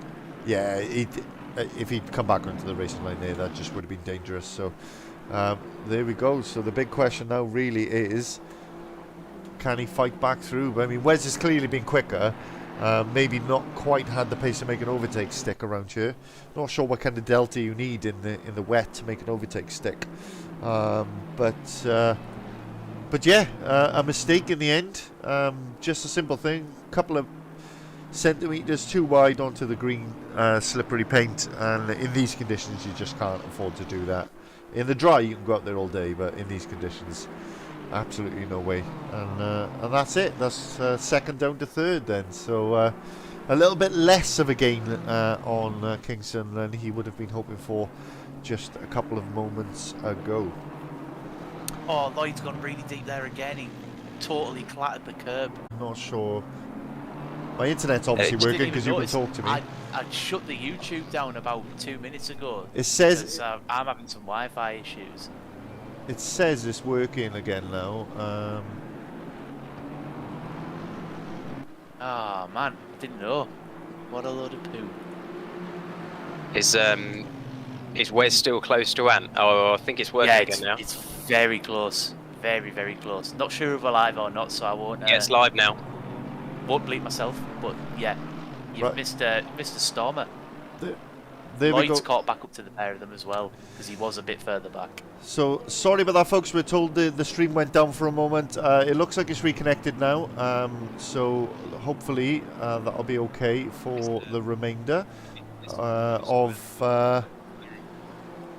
of the race. So here we are watching a three-way battle for the lead. We did not see this coming, did we, Aaron? But people fuel saving and tyre saving at different points of the race has really thrown our sort of judgment and predictions off. But what has come to a head? Oh, big mistake from Matt Brown! Big mistake from Matt Brown. That's going to give Beercoast the run, and through he goes into the lead.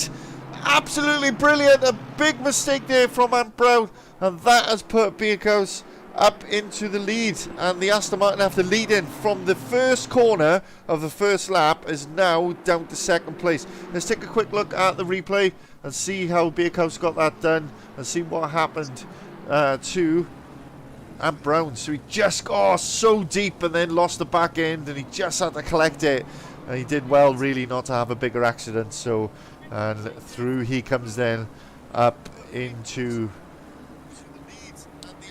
back into second place, and there we go. Beercoast through then to first position. So frustrating it must be for Ant Brown to make a mistake there. Kingston in P4, he's got past Barnard. So yeah, Barnard was always behind him, wasn't he? Was he? I thought Alex might have been P5, unless my memory's just shocking. Yeah, I don't know. Do you know what? So much has happened. I'm forgetting, losing track. But maybe you're right. So Ant Brown struggling a little bit now, looking like he's not going to be able to keep up. We are on the final lap of the race now. So through went Wes Beercoast for the race lead. Ant Brown in second. Lloyd Reid in third. Now it looks like that is going to be how it finishes, but anything can still happen in the last 1 minute and 5 seconds of this race. So Beercoast then still leading from Ant Brown, from Lloyd Reid. This is the battle for the win. Here we are on the last lap, and Beercoast with a penultimate lap overtake. Looks like that is going to get him a fantastic victory. He played it safe. He took his time, calm and calculated all the way through the opening phases of this race, and he's just come to life in the final 30 minutes of this race. He saved his tyres, saved enough fuel, and he's absolutely made it work for himself, and through he is going to come for a race victory. I'm forgetting whether he's won a race this season. I'm just going to take a look at the power rankings and check. He hasn't, so this will be his first win of the season. And here he comes in, Wes Beercoast, around the final corner on the power, and he is about to cross the line for victory for the first time this season in Final Drive Sim Racing. What a drive from Wes Beercoast. The Dutchman takes a fantastic win from Ant Brown, who must be devastated. One mistake on the penultimate lap has cost him a victory, but a great drive nonetheless. And Lloyd Reid with a superlative drive comes home in third position. Absolutely brilliant from those three drivers. Pretty much flawless. A little mistake there from Ant Brown, and one little mistake from Lloyd Reid, but nonetheless very, very good stuff. Alex Kingston comes home in fifth and is still very much in charge in the championship. Luke Barnard is going to come home in fifth. Alex Kingston in fourth. Everything's jumping around all over the place here, so I'm not sure who's finishing where. Graham Morris is going to come home in sixth. Michael Mooney in seventh. Josh Copeland on debut in eighth. Brilliant drive from him. Michael Mooney, just to go back to him, actually absolutely fantastic drive from the pit lane at the start up to seventh position. Adam Foster, I'm sure, will be extremely disappointed. Will come home in ninth. And Alan Davis, another with a fantastic drive gets himself a 10th place finish. Superb drive from Alan. Jamie Humphries, 11th, good drive from him as well. Scott Balseeley, 12th. Josh Redhead in 13th. Dan Stevens in 14th. Richard Arnold in 15th. Doherty in 16th. Dave Wood on his return to the league in 17th. And Bart Tonks, who was disqualified for excessive speeding in the pit lane, 18th, with anybody else was disconnected, the other two drivers. So that is it. Who are we settling on for our driver of the race? I think it was pretty clear cut, Aaron. Yeah, I think it's got to be Michael Mooney for me, just with everything that we said before. We still do have Dom in with us. And before I head over to interviews and back to yourself, Mike, I'm just keen to see who you think performed pretty well this evening, Dom.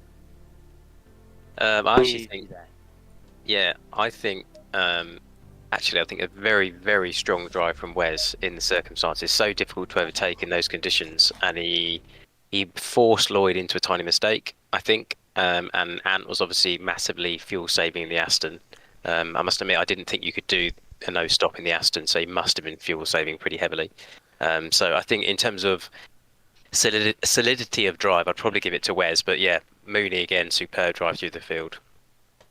No, well said, mate. I think me and Mike might have overlooked Wes a little bit there, so that's a very good point of view. Yeah.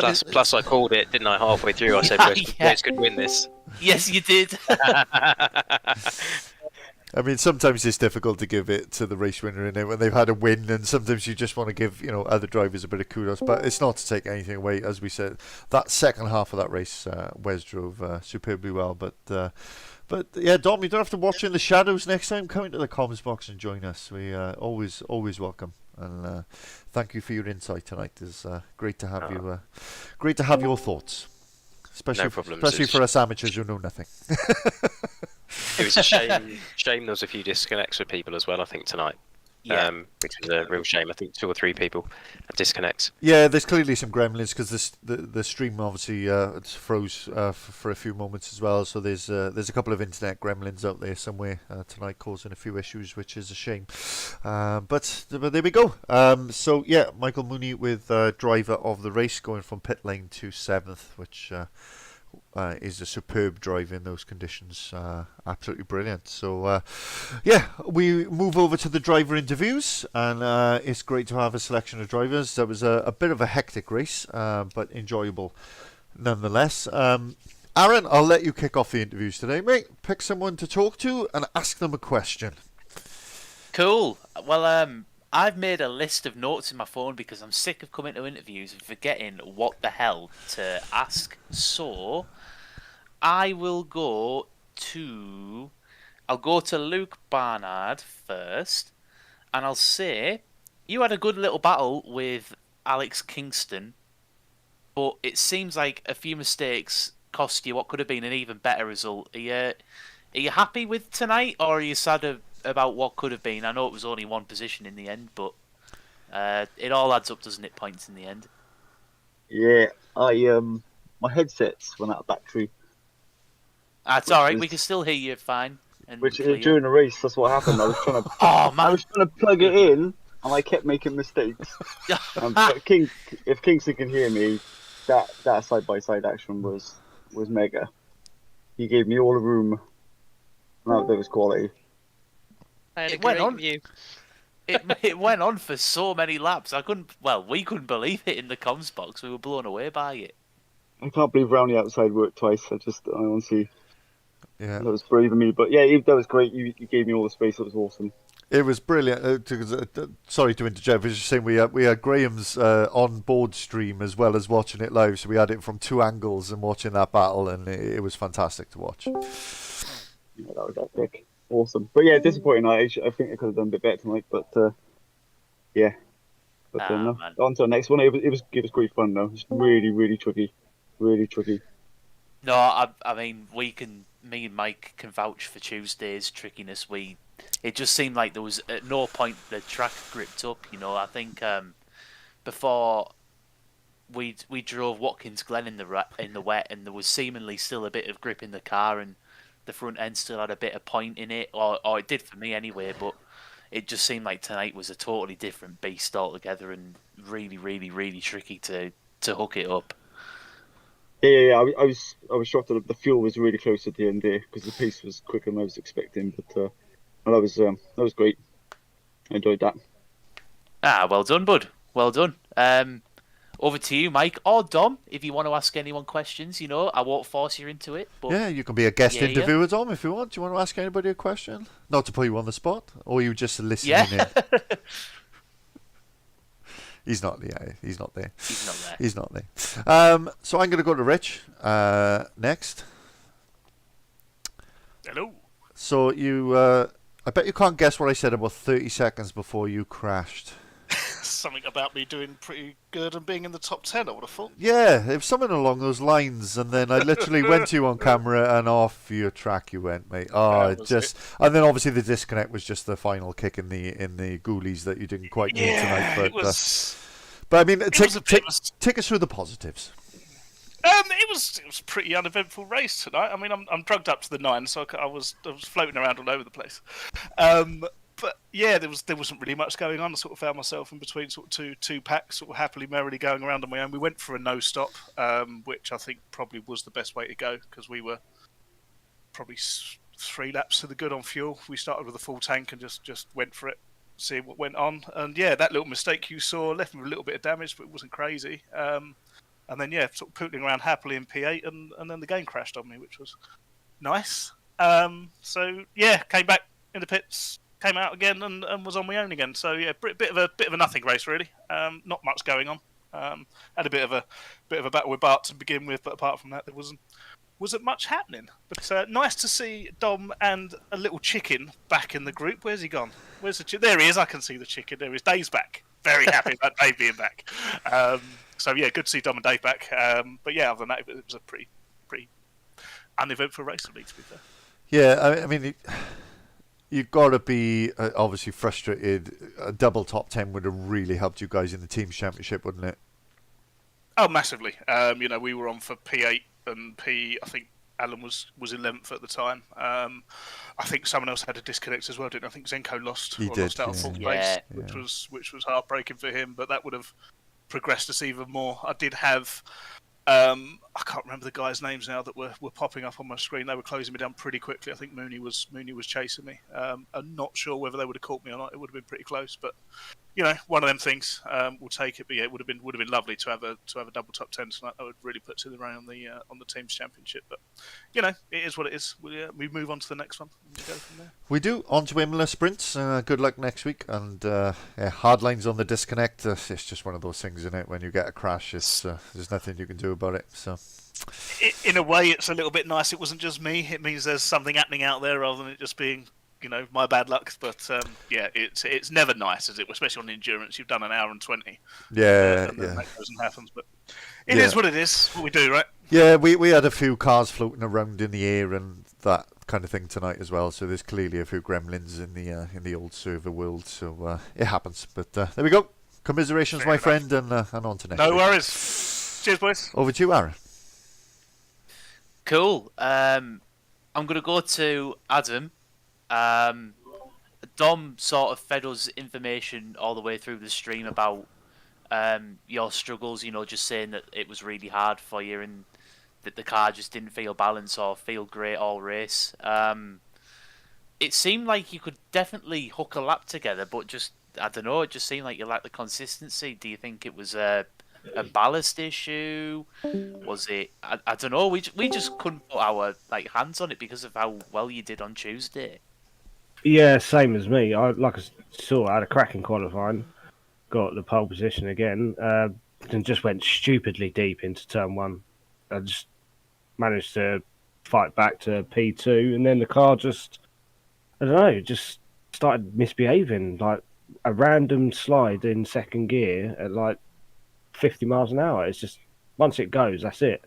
Managed to catch it a couple of times, but yeah, then just went round. And then Wes was chasing me, coming out of the last corner onto the main straight. I think I got a wheel on the curb and just spat me into the wall. Yeah, we saw it. We caught it on stream.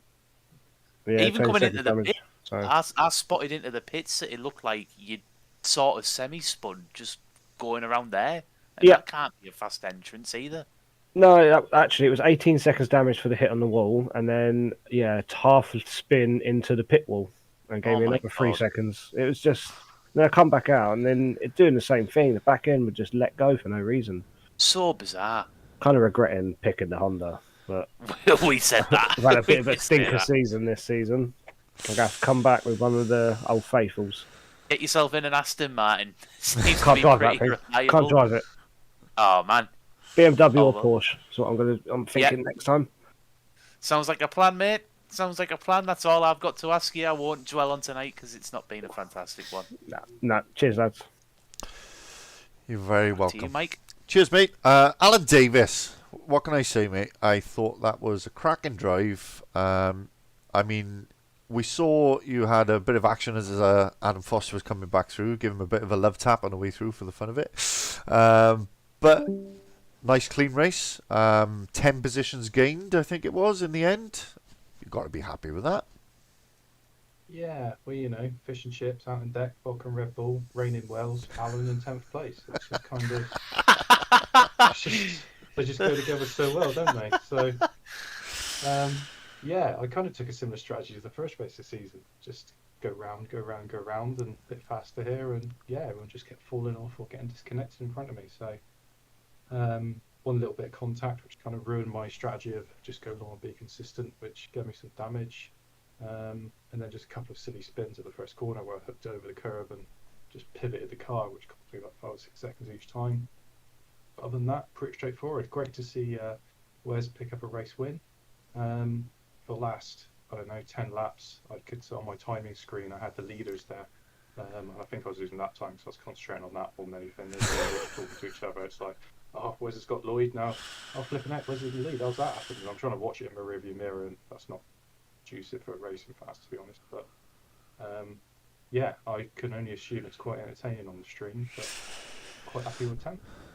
Yeah. I mean, it's like I say, it's been a decent old season for the two of you, and it's been consistent. You're in with a shout at the team's championship. You're there or thereabouts. You're still plenty to drive for, with 3 races left and two race meets, if you like.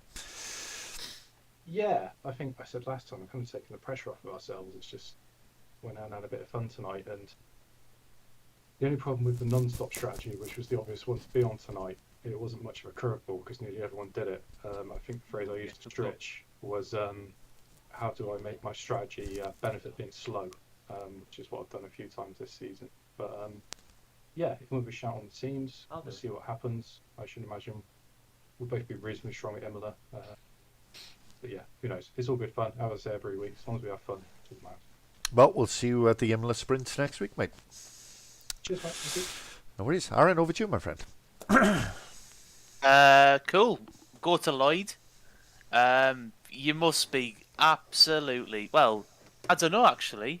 One end of the spectrum... I'm happy. I was going to say, one end of the spectrum you could be elated because you've took points off Kingston again, but one tiny mistake all race, and that's all that needed to happen, really. Yeah, Wes just took that inside, and I just put my foot down too early to try and stop him. Oh, man. And I kind of lost my bearings a little bit of where I was, and yeah, I just floored it a little bit too quick. Car just stepped out. I was like, I'm a passenger now. So luckily, I managed to hang it safely back onto the track. I did think I was going to come out and back in front of Wes, to be honest, but I was thinking, am I going to have to drop a place here? But no, luckily, he got past quite easily. In all fairness, for how quick he was catching me, before we started to drop back, oddly, I just thought, there's no way I'm even going to try and defend this. In these sort of conditions, Wes is faster. I'll just let him through. But he caught up and then dropped back down. I made all race, trying to turn in early or turn in a bit late, just trying to get a bit of lap time. And there's one point in the last chicane, I just took it a little bit too keen, hit the curb, and that took a second off my lap. And that's when Wes really caught me up at that point. And it was just put me under pressure really. I just bottled it. So I was always prepared to lose that place. And I did think the way he was fighting with Ant, I thought there's a chance that they're going to take each other out here. Yeah. So it could have been beneficial, but obviously they did well. I did catch up to Ant at that point, but no, I'm very happy. I mean, I knew I had good pace here, but it's, you see some of the lap times like Adam puts in and stuff. It's just all down to consistency, thankfully. So well happy, and to jump downstairs and find out my wife and my son is watching on the TV downstairs. It's just like they thought I'd be gutted for losing the second place. I was like, no, but I was like, no, that's good. So yeah, I'm absolutely over the moon with that. Good. I mean, I suppose the only thing you could be, in theory, sad about then is the disconnect sort of benefiting Kingston, because I think before a few of the guys left, he was probably looking like a solid P6. He's ended up finishing P4, so it's a couple of extra points that he's clawed back. It was weird. I sort of saw people coming and going in fourth place. It seemed to be a cursed sort of. Yeah. It definitely was. Yeah.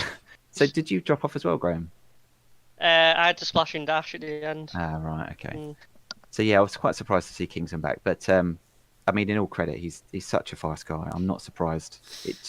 You just can't give these guys an inch basically, and they just punish you for it. So now I'm to be where I am from the conversation finishing the last season. I'm truly amazed with myself at the moment.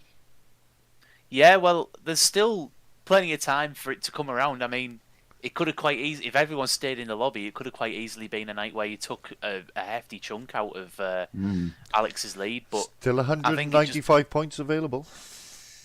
Yeah, exactly. So plenty of time and plenty of action to easily see the championship lead swing. But I think either way, no matter what happens, by the sounds of it, you're going to be happy with how this season's gone regardless. Yeah, I kind of look at Kingston as almost a guaranteed, really. He never makes a mistake that costs him a race. The sprints are always my Achilles heel here in the second race. So now, if I could keep second, I think that's my goal at the moment. I'll be happy with that. Quick shout out to Jack and Danielle downstairs. That's it from me. Back to you, Mike. Thank you very much. And hi, Jack and Danielle. Nice to meet you. My name's Mike. I'm going to go to... I'm sorry, I'm just glancing over because I can't see your names on this screen, but I can on this screen, so I'm being a bit... Josh Redhead. Let's go to Josh. Josh, welcome. First time I think we've spoken to you in the chat. Quite new to the league. How are you finding things since you came over? There's a lot of quick guys. it's fairly difficult. Being pretty new to the sort of the sim racing, or at least sort of like full on sim race, and I've obviously done the a couple of races online and whatnot with random lobbies and things. But having an organised group of a lot of guys, it's got a lot of pace. Is pretty tough to follow. But I think it's been a massive learning curve. Yeah. Yeah, I mean it takes time. I mean. I've been doing it for years and I'm still garbage, so I wouldn't worry about that. Just take your time. Do it at your own pace, and just the most important thing is just keep enjoying yourself. That's the main thing. So, do you have any particular aims or targets within when you join like a group like this? Is there, I want to be in the top 10, or I eventually want to be looking at race wins, or do you just literally go out there, try and enjoy yourself and that type of thing? I mean, don't get me wrong, I'd love to have the pace to sort of challenge for sort of podiums. That's probably not going to be possible in this group, but just having a good sort of battle along the way, some good clean racing, and just being able to chase after people. Not too fussed about where I finish as long as the racing's been sort of enjoyable. I think one of the worst things you can do is sort of ruin somebody else's race, so that's quite sort of intimidating as you're going round. I know I sort of ended up colliding with somebody that race there where I lost the back end, and unfortunately, I couldn't keep off the track. It spat me onto the track and unfortunately ruined somebody else's race at the same time. But these things happen, I guess. It was sort of by accident. Yeah, actually, I don't think I've seen an intentional accident in this league since it started. 4 seasons ago, believe it or not. So yeah, I don't think you ever need to worry about people accusing you of anything being intentional. These things do happen, but yeah, all I say is welcome. It's lovely to have you and lovely to speak to you, and well done. these endurance races aren't easy when you're pitting around to the back and you're learning your trade, but well done. Even finishing them is an achievement, and you will find the pace if you just keep at it the way you are. I'm sure of that. So well done, and good luck for next week. Fantastic, thank you, appreciate it. Pleasure. Over to you, Aaron. Well, before I go to Senor Chicken Lips, I've got to say it's always a pleasure to have a local fellow northeastern man join the league. Another one. We are slowly growing in numbers. So welcome, Josh Redhead. You sound incredibly local to me, and I'm going to guess that you're up the road by about half an hour. Yep, that's exactly what my guess was going to be, and you always right. Going to another fellow northeastern man, I believe, if memory serves me right. Dave Wood, how you doing? Are you happy to be back? Still recovering after that race. Yeah, like I literally just finished my rig today, and that was the first thing I did, just jump into that race, and yeah, it was a bit scary. Well, I mean, shout out for having the best livery. I think you've made Mike's 2023 there. Honestly, absolutely epic. I'll do my Cartman impression before we sign off. You've got to thank Adam for that one. He done it for me. I was going to say. Oh, fantastic job, Ad. I know you were on about it last night, so it's come out really well. It gave us a laugh anyway in the comms box. But I saw, obviously, didn't quite finish probably where you wanted to, but first race back, wet conditions, new rig. It's like you've been shot in at the deep end, and then you've had a couple of kilograms attached to your feet. So I suppose a bit of time now to practice. Look forward to Imola. And see what you can come up with in that Lamborghini, because it doesn't seem like a terrible car, but probably just a bit of a struggle tonight. To be honest, the Lamborghini was all right. Like the Ring isn't a track I've driven much, so I don't really know it. I've never driven the Lamborghini before. Everything was just new, and it was just a daft mistake. Like I hit Scott on lap 1 accidentally. I tried to move over and put a wheel on the grass, and that was it. Yeah. And then the corner before the last straight, I span on that one about 6 times, just putting your foot down on the curb, and just silly mistakes. But when I had a bit of consistency, I was lapping times, like the same as the people in the top 10, which I was okay with, but then I'd just mess it up and go into a wall. Yeah, that's just lack of seat time, isn't it? I mean, I find I'm the same, and it's only sort of the back end of Sprint Tuesdays now I've actually started to build a form of consistency, so that'll just come with time, won't it? And you know that yourself, just getting back on this and banging in the hours, it does help. Yeah, I'll just get my rig set up to how I like it, because it still feels a bit alien at the moment. Yeah. I'll get all my settings right and my position right, and then we'll go from there, see how it goes. Sounds like a plan, mate. Well, I'm expecting a podium then in Imola, if that's the case. So good luck, crack on. Oh, Get some practice. I'm good. I'm starting practice tomorrow. Good lad, mate. Good lad. I'm playing golf tomorrow, so I would have joined you, but sadly can't. Well, good luck with the golf. I'll need it. It's meant to be blowing gale down at Majuba, so wish me luck, mate. Right, that's it. That's enough local chit chat with me and Dave. I'll let you sign off, Mike. You've got one more guy to ask a question, I believe. I think we got 2 left. We haven't really spoken to Graham yet, and you are Dan, correct. so... I've done my typical Matty Heaton. Just pull there. Completely discounted him like he doesn't exist. Yeah. You're a horrible man, really. I don't know why we keep you around. I'm an asshole at heart. Anyway, Graham. I mean, the crux of your race really was battling away with Barnard and Kingston. I mean, that whole battle just went on lap after lap. We saw it from your point of view. You got involved. You got ahead. You went behind. Same about the splash and dash at the end. Just costing you a little bit, but it seemed like a cracking race for you, mate. Yeah, really fun as well. That first stint was class with Luke and Alex. Unfortunately, I think I had a bit more pace because everyone was fuel saving around me, and they probably held me up a little bit. Don't know if it would have changed anything at the end. I'm guessing next time I think I need to figure out how to do the non-stop, because I was trying to get the fuel target all week and just couldn't get anywhere near it. So I pretty much committed to a splash and dash at the end quite early on in the week. And yeah, the pace that these guys have got around me with the fuel saving was incredible, to be honest. Yeah, I often wonder how I they was do it. matching the leaders, I think, when I. But yeah, that was ridiculous.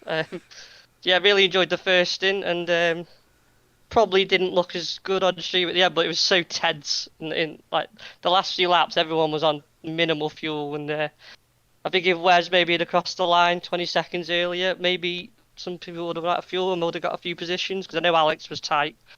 So I don't know what the guys in front. So could have been different if he had one more lap, maybe.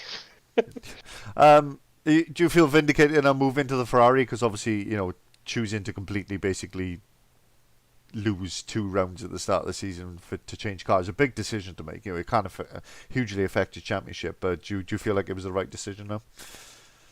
Yeah, definitely. That McLaren seems to have gone down in everyone's books, doesn't it, in the last 3 weeks. I just had a paddy with it when we were at Spa and just thought, you know what, time to try something different. And the Ferraris felt really good, all year, to be honest. The odd track, the odd curb you got to miss, but otherwise, pace has been pretty good in it, and I've pretty much jumped in straight on the pace as well, so it's pretty handy. Yeah, well, like I say, you seem to be driving really well, and it's great to see you up there in the mix. And hopefully some podiums to come next season. Yeah, maybe. Hopefully. Thanks. Pleasure. Aaron, over to you for the last interview. Yeah, well, sorry for being a rude boy there and forgetting that Graham existed, because I actually had a question lined up for Graham, but you addressed it with the Ferrari question, so thank you for that, Mike. Last, but certainly not least, is Mr. Dan Stevens in the beautiful West McLaren. However, judging by Graham's comments, it might not be the car to be in next season. I mean, you were one of the first ones to pit as well. Was it just did the element of splash and dash not tickle your fancy tonight, Dan, or was it just a case of stick to what you know, do the one stop midway through and crack on? No, I plan to go all the way, try and do it without stopping. I made a mistake coming out of the corner and hit the wall, and man, got myself like 20 seconds damage. And in rush to set a pit stop up whilst racing, I left dry tyres on. Oh no! Yeah, that was another trip back to the pits. That could have been a fun Tokyo drift experience for us on stream, though. You should have done that. It was okay for the first 2 corners, and then the temperatures just disappeared. Oh my god!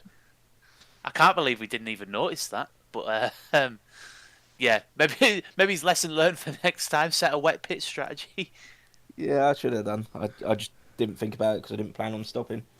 And yeah, true. As I hit the wall, it just changed it. That's the thing, isn't it? I mean, like a race like that, especially when it's wet, it can just change so much so quickly. If you accumulate damage, I mean, that's a complete change in strategy. It's not like you were going to stop before, and it just completely catches you off guard. And before you know where you are, you've lost another 40 seconds changing tyres, and it's like completely destroyed your race.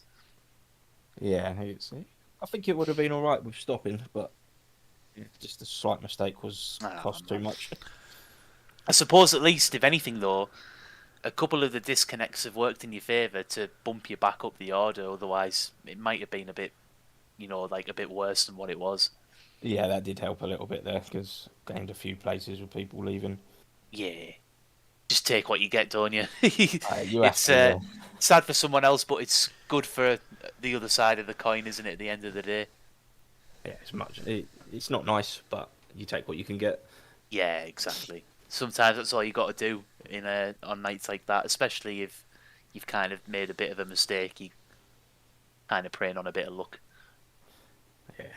Yeah, definitely.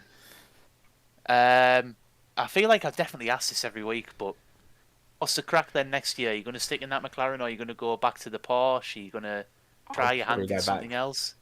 Probably go back to the Porsche, but I'll try a couple of cars first, see if there's anything a bit better. Good man. Good man. Get yourself in the Honda. You'll get some stream time off Mike then. You make me sound people so... try that. Honda bias. Definitely not Honda bias, and other cars are available to drive on Assetto Corsa. But I mean, on to Wimbledon next week, Dan. Season's nearly over. Obviously, like we said, McLaren's been a little bit painful, so I imagine that you're probably keen to see the end of the season now. Oh, definitely, yeah. I can't wait to get rid of it. Try something different, or go back to what I know. Yeah, I mean, as much as we slag the Porsche off, it definitely isn't the worst car I've driven. It's just lacking a tiny bit that would make it a fantastic car. So yeah, I'm not quick enough in the corners to make it count with its lack of straight line speed. That's its downfall, but yeah, some people can get it to work. I know. I mean, Zinko tonight, prime example. Before he disconnected, he was smashing it in P4. I think he had fastest lap for a bit, so proves it can be done, and proves that me and Mike need to pull our fingers out, I think. Right, that's it from me. I'll let you sign off, Mike, unless you've got anything else to add. No, nothing else to add. Yeah, another great week's racing. So we got 2 rounds left, 3 races in total, with the 2 sprints next week. As you can see on the stream there, we've got Imola coming up next. My favourite track to drive, absolutely up there with my favourites. So I'm hoping to be quite competitive on Tuesday's 2 sprint event, but and to give a bit of insight into the races as well. So yeah, another great week. Yeah, the championship is still wide open, still, as we said, 195 points available, so it's still all to play for Kingston and Reed and others. So we look forward to seeing what happens. And thank you to Dave Wood for his fantastic livery, and it's absolutely made my month. And in the words of Eric Cartman, you make me dress up for you and play with a man while you have sex in a bedroom with some guy I don't know in my dad's bed.